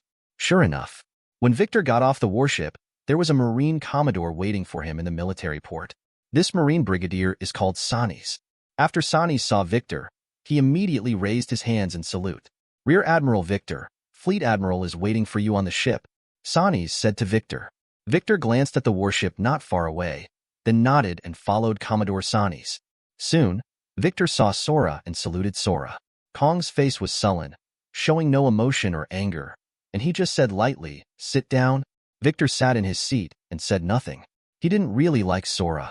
In his impression, Kong always had a poker face, as if the whole world owed him money. At this time, the warship left the harbor. Victor didn't ask where. However, judging from the sailing direction, it should be Merigio. Kong suddenly said, "The 5 elders want to see you." "Yeah." Victor responded calmly. Sora said seriously, "Today's meeting is related to the future of you and Marine." "I know." Victor nodded. Victor followed Kong and walked into Panga City for the first time, coming to the center of power for the first time. Between the powers is the workplace of the 5 elders. At this time, Sora and Victor came to the 5 elders one after another. The 5 elders were each busy, and after seeing the 2 of them, they did not stop what they were doing. Until the old man by Jifa put down the documents in his hands and said, "Kong, you can go out." Yes. Kong responded, then turned and left. Sora and Akainu are not the same. Akainu thought that by becoming the Marine Fleet Admiral, he could give advice to the 5 elders. In fact, whether it is the Marine Fleet Admiral or the Commander-in-Chief of the Armed Forces, they are all the same in the eyes of the 5 elders. They are all puppets. Of course, this is also a show of force. 5 elders are hinting at Victor. In the face of supreme power, even standing at the top of Marine is still very small. Victor acted very calmly. No surprise, no fear. The 5 elders looked at Victor, then looked at each other. The old man with glasses said, "We know what you want." The bald old man echoed, "What you are pursuing is human nature. At this time, the blond old man looked at Victor and asked seriously, "What are you willing to pay?" Victor stood up straight and replied in a military manner, neither humble nor haughty, absolute loyalty. Ha ha. The five elders looked at each other and smiled. The curly white-haired old man asked, "Tell me, what is absolute loyalty?" Without any hesitation, Victor replied, "I will kill whatever Marine dare not kill, and I will do whatever Marine dare not do. As long as it is an order from the world government, I would rather kill 10,000 people by mistake than let one person go." Ha ha. Five elders laughed out loud again. The old man with straight white hair stood up and said to Victor, "We feel your awakening. In order for you to better perform your tasks and maintain the rule of world government," the old man with straight white hair picked up the box prepared in advance and handed it to Victor. Victor took the box and opened it. Inside is a devil fruit. Chapter 25. The devil fruit contained in the box is purple and pineapple-shaped. Victor has seen the devil fruit illustrated book. Therefore, he does recognize this devil fruit. It's the animal-type human fruit, phantom beast species, and titan form. Phantom beasts are rarer than Logia. Furthermore, the animal devil fruit contains will. Titan, that is the legendary Titan clan. At this time, the old man with straight white hair smiled and looked at Victor.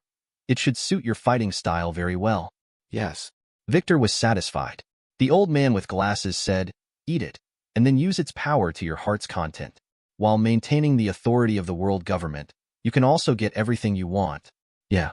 Victor took a bite of the devil fruit in front of the five elders. "It tastes really bad. The first time I swallowed it, I almost spit it out." However, after swallowing the devil fruit, a lot of information appeared in Victor's mind. The five elders looked at each other. This moment is just like that moment. They choose Victor now, just as they chose warring states in the past. Among the new generation of Marine, we need someone who is both wise and brave. Victor deserves development. Moreover, the five elders believe that Victor is controllable, because whatever Victor wants, the world government can give him. After Victor left the power room, he met Sora in the corridor. Kong was talking to a bald old man. Although the old man is old, he is still strong, and the epaulets on his military uniform reveal his identity. Glenn is the current commander-in-chief of the army. Glenn is 86 years old this year, which is considered an advanced age. He has read countless people, and is the leader of his generation in both intelligence and strength. Glenn looked at Victor. Victor stood up straight and saluted Glenn. "Commander, when I first saw you, you were only this big." Glenn made a gesture with his hand, and then said to Victor with a smile, "Hey, I can't believe that so many years have passed in the blink of an eye." Glenn walked up to Victor and patted him on the shoulder.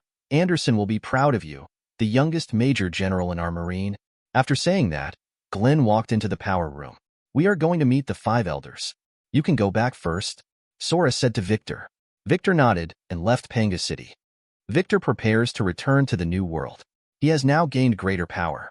In the world of One Piece, without the awakening ability of the animal-type fantasy beast species, it would be impossible to have a peak showdown in the later stages. Luffy's Nika form can restore his status to full. Kaido's awakening state is probably similar, because the awakening ability of the animal system comes with the ability to restore the state. Now, what Victor needs is military merit and promotion to Marine General. He will become the youngest general in Marine history. However, before Victor could return to the new world, Sengoku assigned him a new mission, Buster Call. Victor was notified of Buster Call. The target is a country called Later.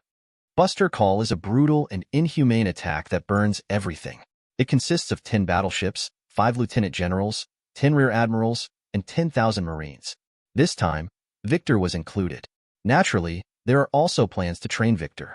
If Victor performs poorly on this mission, it will affect his future. Therefore, Victor naturally cannot show mercy. The fleet assembled in Marineland. The next day, the fleet left Marineland and sailed to Later. "Senior, who is our target this time?" Right, Connor and others were performing Buster Call for the first time. When they heard the name, they thought it was wind-resistant. Buster Call must be to defeat the devil. Of course, this is taken literally. Victor looked at Wright, Connor and others, and suddenly said seriously, "You have to remember one thing." Wright, Connor and others listened carefully. Victor said to Wright, Connor and others, "You are soldiers, and you need to obey the orders of your superiors no matter when and where you are." Yes. After hearing Victor's words, Wright and Connor both nodded. This sentence should be remembered for a lifetime. Victor patted the two of them on the shoulders and said, "The Kingdom of Later is a small island nation with a population of less than 1 million. Although the country is small, it was once a member of the world government. Later, because the island's resources were depleted, and it was unable to pay the heavenly gold, it was forgotten by the world. However, such a forgotten small island country is facing catastrophe. At this time, 10 warships were parked off the coast of Later Kingdom. What is strange is that there is not a single ship in the Later Kingdom. Aren't there any fleets coming here to trade?" The gun jackets of the naval guns were torn off, and the muzzles were aimed at the towns on the island. Fire! The Warring States period issued the order to fire. Bang! Bang! Bang! 10 warships and hundreds of naval guns fired a salvo, and the shells fell on the island, immediately causing a sky-high fire. The shell fell into the town, destroying a house with one shot. The entire house was instantly engulfed in flames. The residents in the room didn't even have a chance to escape. At this time, Wright, Connor, and others used telescopes to observe the situation on the island. They saw people on the streets of the town who had nowhere to escape, each one being blown into pieces. These people all have one thing in common. Their bodies were very thin, and their skins were ulcerated, as if they were infected with some kind of disease. "Senior, they don't look like pirates or villains." Wright couldn't stand it any longer, so he turned to ask Victor. Victor smoked a cigarette and said calmly, "Do you remember what I told you before?" Wright nodded hard. Victor said, "We are soldiers, and the duty of soldiers is to execute orders." Connor clenched his fists and looked puzzled. "But why are we shelling civilians? Isn't Marines' justice about holding the strong and supporting the weak, punishing the evil and promoting the good?" Victor smiled and said, "Just execute the order." "Me." Connor hesitated to speak. Victor was smoking, and he could feel someone watching him. Are they sent by the 5 elders? Is it testing his performance? If so, take a good look. Absolute loyalty. The shelling lasted for more than an hour. The entire island was burning, and the entire royal capital was in ruins. With such intensive bombardment, how many survivors will be left in the royal capital? At this time, the voice of the Warring States period sounded on the ship's broadcast. "Get ready to land, leaving no one behind." Victor looked at Eric, Kinnard, Wright, Connor, and others. After landing on the island, "Don't leave anyone alive, not even a mouse." Yes, Eric, Kinnard, and others were greatly shocked. However, this is an order and must be executed. Thanks for watching. You can find the next videos in the playlist linked in the info card, directly on my channel, or right here on the screen. And as always, if you have any feedback, feel free to share it in the comments too.